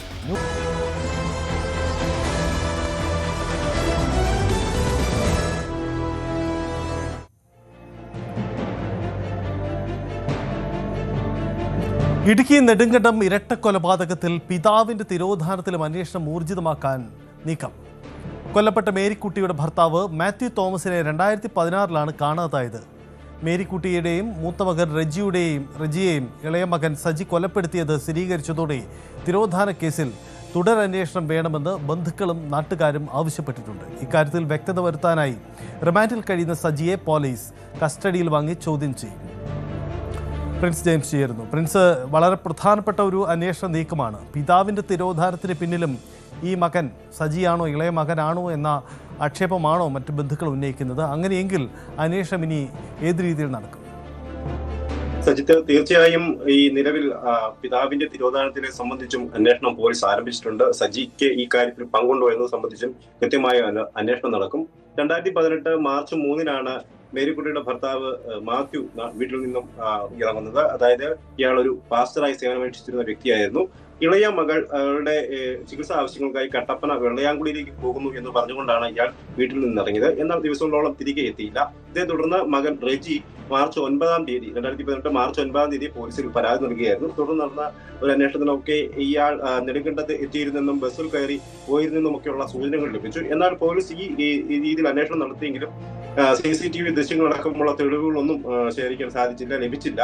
അതുകൊണ്ട് തന്നെ കൂടുതൽ തെളിവൊന്നും ലഭിക്കാതെ വന്നതോടെ ഈ കേസിന്റെ തുടരന്വേഷണം താൽക്കാലികമായി നിർത്തിവെക്കുകയായിരുന്നു. കൂടുതൽ തെളിവുകളിലേക്ക് എത്തുന്നത് സംബന്ധിച്ചുള്ള അന്വേഷണമൊന്നും പിന്നീട് ഉണ്ടായില്ല. അതോടൊപ്പം തന്നെ ബന്ധുക്കളുടെ ഭാഗത്തു നിന്നും കൃത്യമായ ഒരു ഇടപെടൽ തുടർന്നൊരു ആവശ്യപ്പെടലൊന്നും ഈ കേസിന്റെ ഭാഗമായി ഉണ്ടായിട്ടില്ല എന്നതും വസ്തുതയാണ്. പിന്നീട് ഈ മക്കളോ റെജി അടക്കമുള്ള മക്കളൊന്നും ഈ കേസിന്റെ അന്വേഷണവും പിതാവിന്റെ തിരോധനവുമായി ബന്ധപ്പെട്ട് പോലീസിൽ കൂടുതൽ സമ്മർദ്ദം ചെലുത്തിയില്ല എന്നതും സത്യമാണ്, വസ്തുതയാണ്. അതുകൊണ്ട് തന്നെ തുടർ അന്വേഷണം ഈ കേസിൽ ഉണ്ടായില്ല. എന്തായാലും ഈ സംഭവത്തെ തുടർന്ന് ഇപ്പോൾ ഇരട്ട കൊലപാതകം സംഭവിച്ച സാഹചര്യം കൂടിയുണ്ട്. സഹോദരൻ റജിയെയും അമ്മ മേരിക്കുട്ടിയും സഹോദരൻ സജി വളരെ ക്രൂരമായി കൊലപ്പെടുത്തിയ ഒരു സാഹചര്യം. ഈ സാഹചര്യത്തിലാണ് പിതാവിന്റെ തിരോധാനത്തിലും മധുവിന്റെ തിരോധാനത്തിലും അന്വേഷണം വേണമെന്ന് നാട്ടുകാർ ആവശ്യമുന്നയിക്കുന്നു. അപ്പം ബന്ധുക്കളും ആവശ്യമുന്നയിച്ച് രംഗത്തെത്തിയിരിക്കുന്നു. അതുകൊണ്ട് തന്നെ ഈ കേസിൽ ഒരു കൃത്യമായ അന്വേഷണം നടത്താനാണ് പോലീസിന്റെ നീക്കം. പ്രത്യേകിച്ചും കട്ടപ്പന ഡിവൈഎസ്പിയുടെ നേതൃത്വത്തിൽ പ്രത്യേക ഒരു അന്വേഷണ സംഘമൊക്കെ രൂപീകരിച്ചുകൊണ്ടാണ് ഇപ്പോൾ നെടുങ്കണ്ടം ഇരട്ട കൊലപാതക കേസിലെ അന്വേഷണം നടന്നുകൊണ്ടിരിക്കുന്നത്. ഇപ്പോൾ പ്രതി പീരുമേട് ജയിലിൽ റിമാൻഡിൽ കഴിയുകയാണ്. പ്രതിയെ കസ്റ്റഡിയിൽ വാങ്ങിയ ശേഷമായിരിക്കും അന്വേഷണമൊക്കെ ഉണ്ടാകുക. പ്രത്യേകിച്ചും ഇരട്ട കൊലപാതകത്തെ സംബന്ധിച്ചും അതോടൊപ്പം പിതാവിന്റെ തിരോധാനവുമായി ബന്ധപ്പെട്ട കേസിൽ കൃത്യമായ ഒരു അന്വേഷണം ഉണ്ടാകുമെന്നാണ് പോലീസിന്റെ ഭാഗത്തുനിന്ന് നമുക്ക് വ്യക്തമാകുന്നത്. സജിത്ത്, പ്രിൻസ്, ഒരു കാര്യം കൂടി, 2016 ഈ പിതാവിന്റെ തിരോധാനം. അപ്പം നാളുകൾ ഇത്ര കഴിഞ്ഞു. അപ്പോൾ ഇതിന്റെ അന്വേഷണം വളരെ വെല്ലുവിളി നിറഞ്ഞതായിരിക്കും അല്ലേ? സജിത്ത്, തീർച്ചയായും വളരെ വെല്ലുവിളികൾ നടത്തിയ ഒരു കാര്യമായിരിക്കും. അതായത് വർഷങ്ങൾക്ക് മുൻപാണ് ഈ സജിയുടെ പിതാവ് ഈ മേഖലയിൽ നിന്നും കാണാതാവുന്നത്. പ്രത്യേകിച്ചും അയാൾ മകളുടെ ചികിത്സാ ആവശ്യങ്ങൾക്ക് പോവുകയാണ് എന്ന് പറഞ്ഞുകൊണ്ട് പോകുന്നു. ഒരു കാര്യമായ ഒരു അന്വേഷണവും ഈ വിഷയത്തിൽ ഉണ്ടായിട്ടില്ല എന്നതും വസ്തുതയാണ്. യാതൊരുവിധ അന്വേഷണവും നടന്നിട്ടില്ല എന്ന് തന്നെയാണ് നമുക്ക് മനസ്സിലാക്കാൻ സാധിക്കുന്നത്. നാട്ടുകാരിൽ നിന്ന് ഭാഗത്തുനിന്നും ഒക്കെ ബന്ധുക്കളുടെ ഭാഗത്തുനിന്നും ഒക്കെ ചെറിയ ചില സൂചനകൾ ലഭിച്ചു. അതായത് നെടുങ്കണ്ടം ഭാഗത്തെത്തി ബസ്സിൽ കയറി പോകുന്നതായി കണ്ടു എന്ന ചില സൂചനകളൊക്കെ ലഭിച്ചിരുന്നുവെങ്കിൽ പോലും ഇത് സത്യമാണോ എന്ന് സംബന്ധിച്ച് പോലും വ്യക്തത ഉണ്ടായിട്ടില്ല. CCTV ദൃശ്യങ്ങളൊക്കെ പരിശോധിക്കാനുള്ള ശ്രമം നടന്നിരുന്നെങ്കിൽ പോലും ഇയാൾ ബസ് കയറി പോകുന്നതിന്റെ CCTV ദൃശ്യങ്ങളൊന്നും കൃത്യമായി ലഭിച്ചിട്ടില്ല എന്ന് നമുക്ക് മനസ്സിലാക്കാൻ സാധിക്കുന്നത്. അതുകൊണ്ട് തന്നെ കാര്യമായ ഒരു ഇടപെടൽ പിന്നീട് ഈ വിഷയത്തിൽ ഉണ്ടായില്ല. തുടർന്ന് ബന്ധുക്കളുടെ ഭാഗത്തുനിന്നും ആ സമയത്ത് കൃത്യമായ ഒരു ഇടപെടൽ ഉണ്ടാകാതെ വന്നതോടെ പോലീസ് ഈ കേസിന്റെ അന്വേഷണം നിർത്തിവെക്കുകയായിരുന്നു. എന്തായാലും വർഷങ്ങൾക്ക് ശേഷം ഈ കേസിന്റെ പുനരന്വേഷണം സംബന്ധിച്ച് കാര്യങ്ങൾ പുറത്തേക്ക് വരുമ്പോൾ സജിയുടെ പങ്കാളിത്തം ഉണ്ടെങ്കിൽ പോലും ഈ കേസിന്റെ ഭാവി എന്താകുമെന്ന് സംബന്ധിച്ച് വ്യക്തത തുടരുകയാണ്. അതാണ് സാഹചര്യം. എന്തായാലും ഈ നെടുങ്കണ്ടത്തെ പിതാവിന്റെ തിരോധാന കേസ് കൂടി അന്വേഷണത്തിന്റെ ഭാഗമാവുകയാണ്. അമ്മയെയും സഹോദരനെയും കൊന്നുകുഴിച്ചുമൂടി എന്നതാണ് നിലവിലുള്ള കണ്ടെത്തൽ, സജിക്കെതിരായ കണ്ടെത്തലുകൾ. ഇതിന് പുറമെ പിതാവിന്റെ തിരോധാന കേസിലും അന്വേഷണം വരുന്നു. സംശയമാണ്, അതിന്റെ അടിസ്ഥാനത്തിലാണിപ്പോൾ ഈ അന്വേഷണം മുന്നോട്ട് പോകുന്നത് എന്നതാണ് സാഹചര്യം.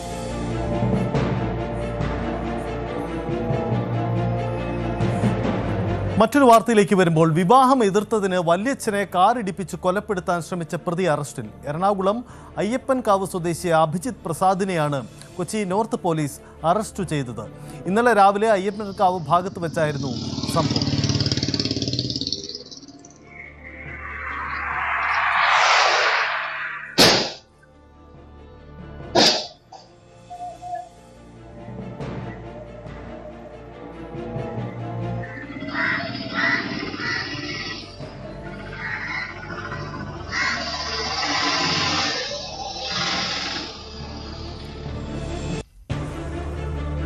നവമി ദിനേശ് ചേരുന്നുണ്ട്. നവമി, ഗുരുതരമായ തെറ്റാണ് ഇയാളുടെ ഭാഗത്തു നിന്നും ഉണ്ടായിരിക്കുന്നത്. എന്താണ് പോലീസ് ഇതിൽ നൽകുന്ന വിശദീകരണം? എങ്ങനെയാണ് ഇയാൾ ഈ കുറ്റകൃത്യത്തിലേക്ക് എത്തുന്നത്?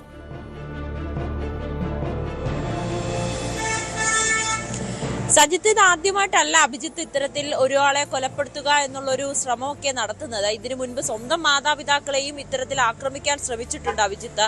ഇതിന്റെ കാരണം പോലീസ് പറയുന്നത് അഭിജിത്തിന് ഒരു പെൺകുട്ടിയുമായിട്ട് പ്രണയമുണ്ട്, അത് വിവാഹം കഴിക്കണമെന്ന്, ആ പെൺകുട്ടിയെ വിവാഹം കഴിക്കണമെന്നാണ് അഭിജിത്തിന്റെ ആഗ്രഹം. പക്ഷെ അതിന് മാതാപിതാക്കളും മറ്റു ബന്ധുക്കളും തടസ്സം നിൽക്കുന്നതാണ് ഇത്തരത്തിലൊരു പ്രകോപനം, ഇങ്ങനെ ആക്രമിക്കുക അല്ലെങ്കിൽ കൊലപ്പെടുത്താൻ ഉള്ളൊരു ശ്രമമൊക്കെ നടത്താൻ കാരണം ആ വിവാഹത്തിന് തടസ്സം നിന്നതെന്നാണ് പോലീസ് പറയുന്നത്. ഇതിപ്പോൾ കഴിഞ്ഞ ദിവസം വല്യച്ഛനുമായി വലിയ രീതിയിൽ വാക്കുതർക്കമുണ്ടായി. ഈ വിവാഹം കഴിക്കുന്നതുമായി ബന്ധപ്പെട്ട് വല്യച്ഛനടക്കം അതിനെ വലിയ രീതിയിൽ എതിർത്തിരുന്നു.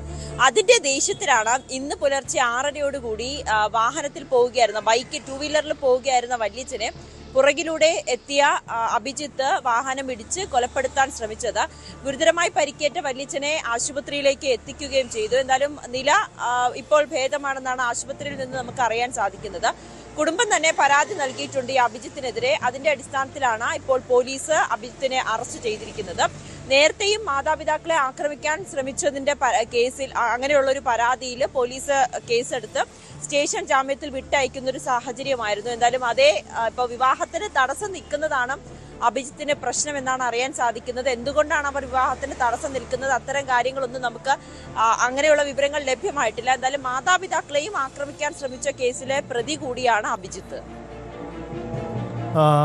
ഇതിൽ ഈ പ്രതിക്ക് മുമ്പും സമാനമായ കേസുകളുണ്ട് എന്നതുകൊണ്ടുകൂടിയാണല്ലോ ഈ വല്യച്ഛനെ വാഹനം ഇടിപ്പിച്ച് വിവാഹത്തിന് എതിർത്തു എന്ന പേരിൽ ഇതിലേക്ക് വരുന്നത്. ഇനി ഈ അന്വേഷണ നീക്കം എന്താണ്? ഇയാളുടെ മുൻകാലത്തെ കേസുകളിലടക്കം ഈ സംഭവവുമായി ബന്ധപ്പെട്ട അന്വേഷണം നടക്കുമോ?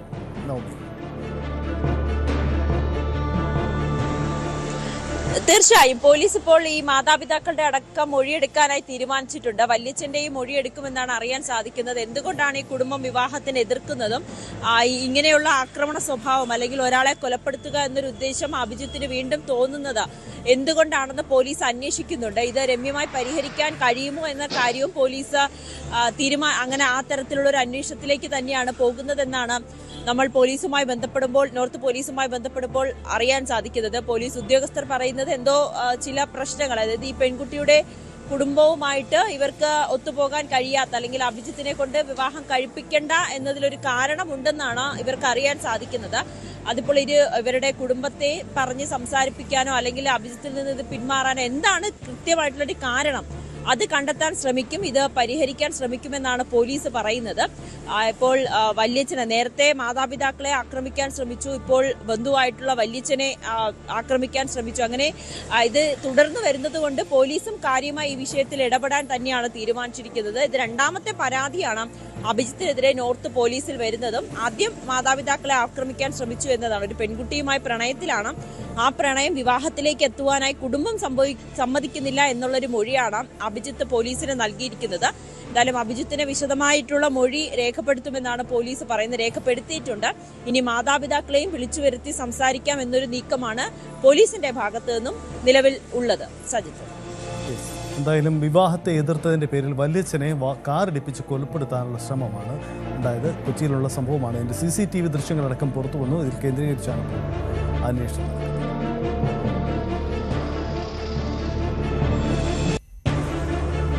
മറ്റൊരു വാർത്തയിലേക്ക് വരികയാണ്. മുക്കം നെല്ലിക്കപ്പറമ്പിൽ മോഷ്ടാവും വീട്ടുകാരനും തമ്മിൽ മൽപ്പിടുത്തം. സംഭവത്തിൽ വീട്ടുകാരനായ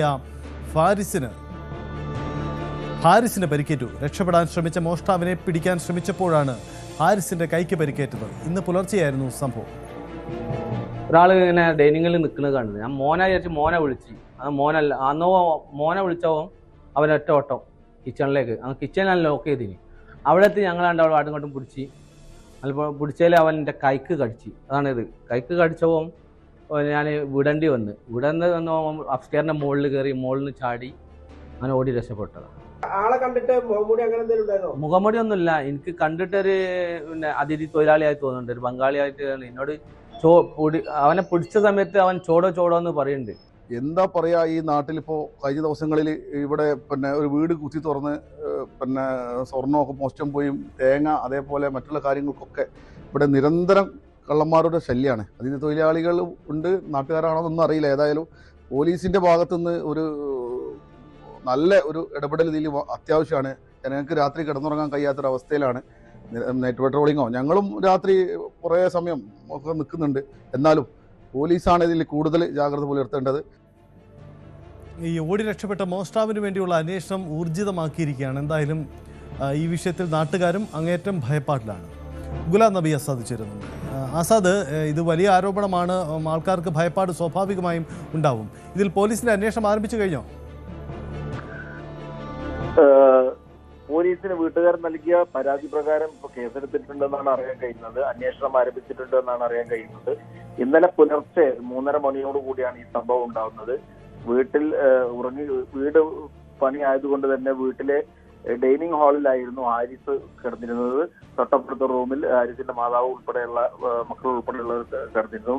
എന്നാൽ പുലർച്ചെ 3 മണിയോട് കൂടി ബാത്റൂമിൽ പോകാൻ വേണ്ടി എഴുന്നേറ്റ് നിന്നപ്പോഴാണ് ഒരു നേൽ പോലെ ഒരാൾ കാണുകയും തന്റെ മകനാണെന്ന് കരുതി വിളിച്ച സമയത്ത് ഇയാള് ഓടുകയുമായിരുന്നു. ഇയാൾ നേരെ ഓടിയത് തൊട്ടടുത്ത അടുക്കളയിലേക്കാണ്. വീടിന്റെ അടുക്കളയിലേക്ക് ഓടിയ സമയത്ത് ആ ഭാഗം ലോക്ക് ചെയ്തിട്ട് ഇട്ടിരിക്കുകയായിരുന്നു. ഈ മോഷ്ടാവിന്റെ പുറകെ തന്നെ ഓടിയ ഹാരിസ് ഇയാളെ പിടികൂടാൻ ശ്രമിച്ച സമയത്ത് മൽപ്പിടുത്തം ഉണ്ടാവുകയും തുടർന്ന് മോഷ്ടാവ് ഹാരിസിന്റെ കയ്യിൽ കയറി കടിച്ച് പരിക്കേൽപ്പിക്കുകയുമായിരുന്നു. ഇതിൽ പരിക്കേറ്റതോടുകൂടി ഹാരിസ് ഇയാളെ വിട്ട സമയത്താണ് ഇയാൾ തിരിച്ചോടി നേരെ വീടിന്റെ അപ്സ്റ്റെയറിൽ കയറി അവിടെ നിന്നും പുറത്തേക്ക് ചാടി ഓടി രക്ഷപ്പെട്ടതെന്നാണ് ഹാരിസ് പറയുന്നത്. ഹാരിസിന്റെ കൈക്കും കാലിനുൾപ്പെടെ പരിക്കുകളുണ്ട്. ഈ വീട്ടുകാർ അറിയിച്ച ഒരു പരാതി ഇന്ന് അറിയിക്കുകയും പോലീസ് വീട്ടുകാരെ വിളിച്ചു വരുത്തി മൊഴിയെല്ലാം എടുത്തിട്ടുണ്ടെന്നാണ് അറിയാൻ കഴിയുന്നത്. നേരത്തെയും പ്രദേശത്ത് ഇത്തരത്തിൽ മോഷണം നടന്നിട്ടുണ്ട്. കഴിഞ്ഞ ദിവസങ്ങളിൽ വീട് കുത്തി തുറന്ന് സ്വർണം ഉൾപ്പെടെയുള്ള സാധനങ്ങൾ മോഷ്ടിക്കുകയും ചെയ്തിട്ടുണ്ട്. അപ്പൊ അത്ര ഈ പ്രദേശത്ത് മോഷണം ശക്തമാവുന്നു എന്നാണ് നാട്ടുകാർ പറയുന്നത്. പോലീസിന്റെ ഭാഗത്തുനിന്ന് വേണ്ട നടപടികൾ ഉണ്ടാകണമെന്നാണ് നാട്ടുകാർ പറയുന്നത്. പോലീസിന്റെ ഭാഗത്ത് നിന്ന് നടപടി ഉണ്ടാവണം. ആ രീതിയിലാണ് മോഷ്ടാവ് വീട്ടുടമസ്ഥന്റെ കൈക്ക് കടിച്ച് മൽപ്പിടുത്തമുണ്ടായി. ഒടുവിൽ കൈക്ക് കടിച്ച് മോഷ്ടാവ് രക്ഷപ്പെട്ടു. ഇയാൾക്ക് വേണ്ടിയുള്ള അന്വേഷണം തുടരുകയാണ്. എന്തായാലും വളരെ ഈ കാര്യത്തിൽ അന്വേഷണം തുടരുകയാണ്. ഇതിൽ വളരെ പ്രധാനപ്പെട്ട നീക്കമാണ് പോലീസിന്റെ ഭാഗത്തും ഉണ്ടാവും. മറ്റു വാർത്തയിലേക്ക് വരുമ്പോൾ ശബരിമലയിലെ വീഡിയോ ചിത്രീകരണത്തിനെതിരെ കേസ്. നടയടച്ച ശേഷമുള്ള ദൃശ്യങ്ങൾ പകർത്തി പോസ്റ്റ് ചെയ്ത വ്ളോഗർക്കെതിരെയാണ് പോലീസ് കേസെടുത്തിരിക്കുന്നത്. ചെങ്ങര സ്വദേശി അനീഷിനെതിരെയാണ് പമ്പ പോലീസ് കേസെടുത്തത്. പിന്നാലെ വീഡിയോ യൂട്യൂബിൽ നിന്നും നീക്കം ചെയ്യുകയും ചെയ്തു. സംഭവത്തിൽ Sabarimala special commissioner R Jayakrishnan Pamba പോലീസിനോടും വനം വകുപ്പിനോടും റിപ്പോർട്ട് തേടിയിരുന്നു. ശശിനാരായണൻ ചേരുന്നുണ്ട്. ശശിനാരായണൻ, ഈ വീഡിയോ ചുരുങ്ങിയ സമയം കൊണ്ട് തന്നെ നിരവധി ആളുകൾക്കിലേക്കാണ് എത്തിയത്. പമ്പ മുതൽ സന്നിധാനം വരെ നടയടച്ചമുള്ള ശേഷമുള്ള ദൃശ്യങ്ങൾ എന്ന പേരിലാണ് ഇയാൾ ആ വഴി നീളെയുള്ള ദൃശ്യങ്ങൾ പകർത്തി പോസ്റ്റ് ചെയ്തത്. എന്താണ് ഇതിൽ യഥാർത്ഥത്തിൽ വനംവകുപ്പും പോലീസ് നൽകുന്ന വിശദീകരണം? ഇദ്ദേഹം ദേവസ്വം ബോർഡ് ജീവനക്കാരനോ മറ്റോ ആണോ, അതല്ലെങ്കിൽ ഒരു തീർത്ഥാടകന് എങ്ങനെയാണ് ഈ സമയത്തിലേക്ക് കടന്നു പോകാൻ പറ്റുന്നത്? സജിത്ത് സൂചിപ്പിച്ച പോലെ തന്നെ വലിയ പ്രാധാന്യമുള്ള കാര്യം തന്നെയാണ്. നമുക്കറിയാം, ശബരിമലയും പമ്പ, നീലിമല, അതുപോലെ തന്നെ പമ്പ, നിലയ്ക്കൽ തുടങ്ങിയ സന്നിധാനം അടക്കമുള്ള മേഖലകൾ അതീവ സുരക്ഷാ മേഖല എന്ന നിലയ്ക്കാണ് കാണുന്നത്. കാരണം കഴിഞ്ഞ ദിവസം വ്യോമസേനയുടെ ഹെലികോപ്റ്റർ വന്നപ്പോൾ തന്നെ വലിയ വിവാദമുണ്ടായ ഒരു കാര്യമാണ്. അതുകൊണ്ട് തന്നെയാണ് ഈ ശബരിമല സന്നിധാനത്ത് ഉള്ള ഈ ഫോട്ടോ എടുപ്പും വീഡിയോ എടുപ്പും ഒക്കെ തടഞ്ഞിട്ടുണ്ട്. അത് പാലിക്കാതെ, കർശനമായി അത് പാലിക്കാതെ വ്ളോഗർ, അതായത് പമ്പ ഗണപതി ക്ഷേത്രം മുതൽ സന്നിധാനത്തെത്തി കൊടിമരവും 18-ാം പടി വരെ ഷൂട്ട് ചെയ്തതിനു ശേഷം അത് യൂട്യൂബിൽ അപ്ലോഡ് ചെയ്തു. നട അടച്ചതിന് ശേഷം ശബരിമല കാഴ്ച എന്ന പേരിലാണ് യൂട്യൂബിൽ 10 മിനിറ്റ് ദൈർഘ്യമുള്ള വീഡിയോ കഴിഞ്ഞ മാസം 24-ാം തീയതി അപ്ലോഡ് ചെയ്തത്. എന്തായാലും 18-ാം തീയതിയാണ് പോയിരിക്കുന്നത്. 18-ാം തീയതി വരെ നടയുണ്ട്. ആ നട അടച്ചിട്ടില്ല. അന്ന് വരെയുള്ള കാര്യങ്ങളാണ് ഇത് ചിത്രീകരിച്ചിരിക്കുന്നത്. അതിനുശേഷം നട അടച്ചതിന് ശേഷമുള്ള 18-ാം തീയതിക്ക് ശേഷമുള്ള ദിവസമാണ് ഇത് ഷൂട്ട് ചെയ്തിട്ടുള്ളത് എന്നുള്ള കാര്യം വ്യക്തമാണ്. അതായത് 24-ാം തീയതിയാണിത് യൂട്യൂബിൽ അപ്ലോഡ് ചെയ്തത്. എന്തായാലും ലക്ഷക്കണക്കിന് ആൾക്കാർ, വലിയ ആളുകൾ ഇത് കാണുകയും ചെയ്തു. എന്തായാലും അത്തരം ഒരു കാര്യം ഒരു പക്ഷേ ഈ അനധികൃതമായി ഈ പ്രദേശത്ത് വരിക, ഒപ്പം ഉള്ള അത്തരം, അതായത് മറ്റ് കാര്യങ്ങൾ, അതായത് ഈ സുരക്ഷാ മേഖലയാണ്, അവിടെ കടന്ന് വീഡിയോ ഫോട്ടോ എടുക്കുക എന്നുള്ള കാര്യങ്ങളൊക്കെ നിയമവിരുദ്ധമാണ് എന്നുള്ള കാര്യങ്ങൾ മനസ്സിലാക്കിക്കൊണ്ട് തന്നെയാണ് ഇത്തരത്തിൽ ഒരു കേസും കൂടി പോലീസ് എടുത്തിരിക്കുന്നത്. ഇത് സംബന്ധിച്ച് ശബരിമല സ്പെഷ്യൽ കമ്മീഷണർ ജയകൃഷ്ണൻ ഇപ്പോൾ പമ്പ പോലീസിനും വനംവകുപ്പിനും വിശദീകരണം തേടുന്നു. അതിന്റെ അടിസ്ഥാനത്തിലാണ് കോന്നി ചെങ്ങറ സ്വദേശി അനീഷിനെതിരെ കേസ് പോലീസ് എടുത്തിട്ടുള്ളത്. എന്തായാലും അതിനുശേഷം ഈ യൂട്യൂബിൽ നിന്നും ഈ വീഡിയോ ദൃശ്യങ്ങൾ നീക്കം ചെയ്യുകയും ചെയ്തിട്ടുണ്ട്. എന്തായാലും മുന്നോട്ട് പോയി കേസുമായി ബന്ധപ്പെട്ട് വിശദമായ ഒരു അന്വേഷണം തന്നെ നടത്താനാണ് പോലീസ് തീരുമാനം. കാരണം ശബരിമലയിൽ നേരത്തെയും ഇത്തരം കാര്യങ്ങൾ, വീഡിയോയും അതുപോലെ തന്നെ സിനിമാ ചിത്രീകരണം അടക്കമുള്ള കാര്യങ്ങൾ രഹസ്യമായി ചെയ്യുന്ന എന്തെങ്കിലും കാര്യമുണ്ടോ അതെല്ലാം കൃത്യമായ നടപടി. കഴിഞ്ഞ സമയത്താണ് ഈ സംവിധായകൻ ഈ ശബരിമലയിലെ സിനിമയുടെ ഒരു ചിത്രീകരണവുമായി ബന്ധപ്പെട്ട് ചില വിവാദമുണ്ടായിരുന്നു. അതിനും നടപടി പോലീസിനുണ്ടായിരുന്നു. എന്തായാലും ഈ കാര്യത്തിൽ ബ്ലോഗർ അനധികൃതമായി ശബരിമലയിൽ പെർമിഷനില്ല, അനുവാദമില്ലാതെ ഇത്തരത്തിൽ ശബരിമല നട അടച്ച സമയത്ത് ശബരിമലത്തിലെ സന്നിധാനവും കൊടിമരവും അതുപോലെ തന്നെ 18-ാം പടിയുമെല്ലാം ചിത്രീകരിച്ച് ഈ യൂട്യൂബിൽ അപ്ലോഡ് ചെയ്തു എന്നുള്ളതാണ് കേസ്. അത്തരത്തിലാണ് കേസ് എടുത്തിട്ടുള്ളത്. സൈറ്റേ ശശിനാരായണൻ, നമുക്കറിയാം ശബരിമല കടുത്ത നിയന്ത്രണങ്ങൾ, നിരീക്ഷണമുള്ള ഇടമാണ്. പക്ഷെ അവിടെ പലപ്പോഴും ഇത്തരം ആളുകൾ ഇങ്ങനെ ചെല്ലുന്നത് എങ്ങനെ എന്നൊരു ചോദ്യം ഉണ്ടാവുന്നുണ്ട്. അവിടെ പ്രതികൂട്ടിലാവുന്നത് ദേവസ്വം ബോർഡ് ജീവനക്കാർ, വനംവകുപ്പ് ഉദ്യോഗസ്ഥർ, പോലീസ്, ഇങ്ങനെയുള്ള ആളുകളാണ്. കാരണം കടുത്ത നിയന്ത്രണങ്ങളുള്ള, മറ്റൊരാൾക്കും ഒരു തരത്തിലും കടന്നു പോകുന്നതിന് സുരക്ഷാ പ്രശ്നങ്ങൾ പോലുമുള്ള സ്ഥലമാണ്. ആ സ്ഥലത്തേക്ക് ഇവരെങ്ങനെ എത്തുന്നു എന്ന ചോദ്യമാണ്. അപ്പോൾ ഈ ഉദ്യോഗസ്ഥരിലേക്ക് കൂടി അന്വേഷണം എത്തുമോ? സജിത്ത്, തീർച്ചയായും ഉദ്യോഗസ്ഥരിലേക്കും അന്വേഷണം എത്തും. കാരണം എങ്ങനെ നട അടച്ചതിന് ശേഷം ഇത്തരം അവിടെ പോയി ഈ ദൃശ്യങ്ങൾ പകർത്തി എന്നുള്ള കാര്യമാണ്. അപ്പൊ അത് സ്വാഭാവികമായിട്ടും ഉദ്യോഗസ്ഥർക്കെതിരെയും ഒരുപക്ഷെ അന്വേഷണം വരാൻ സാധ്യതയുണ്ട്. നീലിമല ബോട്ടം ടോപ്പ്, അപ്പാച്ചിമേട്, ശബരിപീഠം, മരക്കുട്ടം വഴി സഞ്ചരിച്ചാണ് ചിത്രങ്ങൾ, ദൃശ്യങ്ങൾ പകർത്തിയിട്ടുള്ളത്. ചന്ദ്രാനന്ദൻ റോഡ് വഴിയാണ് എത്തിയിട്ടുള്ളതെന്നാണ് മനസ്സിലാക്കുന്നത്. എന്തായാലും പമ്പ ഗണപതി ക്ഷേത്രം മുതൽ സന്നിധാനം വരെയുള്ള ഭാഗങ്ങളിലെ എല്ലാ ദൃശ്യങ്ങളും യൂട്യൂബർ പകർത്തിയിട്ടുണ്ട്. അത് ഒരു നിയമവിരുദ്ധമായുള്ള കാര്യമാണെന്നറിയാം. അതാ ഞാൻ കഴിഞ്ഞ ദിവസങ്ങളിൽ അടുത്ത സമയം നടന്ന ഈ ശബരിമല സന്നിധാനത്ത് വ്യോമസേനയുടെ ഹെലികോപ്റ്റർ പറന്നതുമായി ബന്ധപ്പെട്ട് വലിയ വിവാദങ്ങൾ ഉണ്ടായിരുന്നു. ആ വിവാദങ്ങൾക്ക് പിന്നാലെയാണ് ഇപ്പൊ ഇതുകൂടി പുറത്തു വരുന്നത്. സന്നിധാനവും അതുപോലെ നിലയ്ക്കൽ, പമ്പ തുടങ്ങിയ മേഖലകളിൽ ഇത്തരം ദൃശ്യങ്ങൾ പകർത്തുന്ന നിയന്ത്രണമുണ്ട്. അത് സുരക്ഷാ മേഖലയായിട്ടാണ് കരുതപ്പെടുന്നത്. അതായത് യാതൊരു തരത്തിലുള്ള ഈ വീഡിയോ ദൃശ്യീകരണം, അതേപോലെ ഫോട്ടോ എടുക്കുക, ഡ്രോണുകൾ പറത്തുക എന്നതിനൊക്കെ കടുത്ത നിയന്ത്രണമുള്ള പ്രദേശം കൂടിയാണ്. ആ സ്ഥലത്താണ് ഇത്തരത്തിൽ ഈ വ്ളോഗർ എങ്ങനെ എത്തി ഈ പമ്പയിലും പോലീസുണ്ട്, സന്നിധാനത്തും പോലീസുണ്ട്. ആ പോലീസിന്റെ കണ്ണുപറ്റി ബ്ലോഗർ അവിടെ വന്ന് ഇത്തരം ദൃശ്യങ്ങളെടുത്ത് യൂട്യൂബിൽ അപ്ലോഡ് ചെയ്യാനുള്ള കാരണമുണ്ട്. ഇക്കാര്യങ്ങളെല്ലാം കൃത്യമായി പരിശോധിക്കും. അതിനുവേണ്ടി ഒരു അന്വേഷണം ഉണ്ടാവും. അത് സുരക്ഷാ വീഴ്ച എന്ന നിലയ്ക്ക് ഉദ്യോഗസ്ഥരുടെ ഒരു സുരക്ഷാ വീഴ്ച എന്ന നിലയ്ക്കാണ് കാണുന്നത്. അതായത് നടയടച്ചതിന് ശേഷം സന്നിധാനത്തിലുള്ള കൊടിമരത്തിന്റെ അവിടെയും 18-ാം പടി അടക്കമുള്ള ദൃശ്യങ്ങളാണ് യൂട്യൂബിൽ അപ്ലോഡ് ചെയ്തിട്ടുള്ളത്. അത് കൃത്യമായി അത് എങ്ങനെ സംഭവിച്ചു എന്നുള്ള കാര്യത്തെക്കുറിച്ച് കൃത്യമായ ഒരു അന്വേഷണം ഉണ്ടാവും എന്നുള്ളതാണ് നമുക്ക് മനസ്സിലാക്കുക. അത് സംബന്ധിച്ചൊരു അന്വേഷണം ഉണ്ടാവും. തുടർച്ചയായി ഇത്തരത്തിൽ സിനിമാ സംബന്ധം കഴിഞ്ഞ തവണ ഇതുപോലെ സമാനമായ രീതിയിൽ സിനിമാ ചിത്രീകരണം നടത്തിയെന്നുള്ള പേരിൽ സംവിധായകന്റെ പേര് കേസെടുത്തിരുന്നു. പിന്നീട് അതിന്റെ നടപടിയിലേക്ക് പോകുന്നു. അത്തരം കാര്യങ്ങൾ തുടർച്ചയായി ഉണ്ടാവുന്നത് ഉദ്യോഗസ്ഥരുടെ വീഴ്ച എന്ന നിലയ്ക്കാണ് വിലയിരുത്തപ്പെടുന്നത്. എന്തായാലും വരും ദിവസങ്ങളിൽ അത് സംബന്ധിച്ച് വിശദമായ ഒരു അന്വേഷണം ഉണ്ടാകുന്ന കാര്യത്തിൽ തർക്കമല്ല സൈത്തെ. യെസ്, അതാണ് ശശിധരൻ സൂചിപ്പിച്ചതാണ് സാഹചര്യം. അതീവ സുരക്ഷാ മേഖലയിൽ എങ്ങനെ ഇങ്ങനെ ഒരു വ്യക്തി കടന്നു കഴിയാൻ ചെയ്യുന്നു എന്നതാണ് പ്രധാനപ്പെട്ട ചോദ്യം. മറ്റൊന്നുകൂടി 18-ാം പടിയുടെ തൊട്ടടുത്തും നടപ്പന്തൽ അടക്കമുള്ള ഇടങ്ങൾ ഇദ്ദേഹം വീഡിയോയിൽ ചിത്രീകരിച്ചിട്ടുണ്ട്. അത് ദേവസ്വം ഉദ്യോഗസ്ഥരുടെ ഒന്നും കണ്ണിൽപ്പെടാതെ എങ്ങനെ ചിത്രീകരിച്ചു, ആരുടെ പിന്തുണ കിട്ടി, അങ്ങനെ വലിയ ചോദ്യങ്ങളുണ്ട്. എന്തായാലും സ്പെഷ്യൽ കമ്മീഷണറുടെ ഇടപെടലിൽ ഇപ്പോൾ അന്വേഷണം ആരംഭിച്ചു. സ്പോട്ട് ലൈവ് പൂർണ്ണമാവുകയാണ്. നന്ദി, നമസ്കാരം. കൂടുതൽ വാർത്തകൾക്ക് news 18 Keralam YouTube channel subscribe ചെയ്യുക.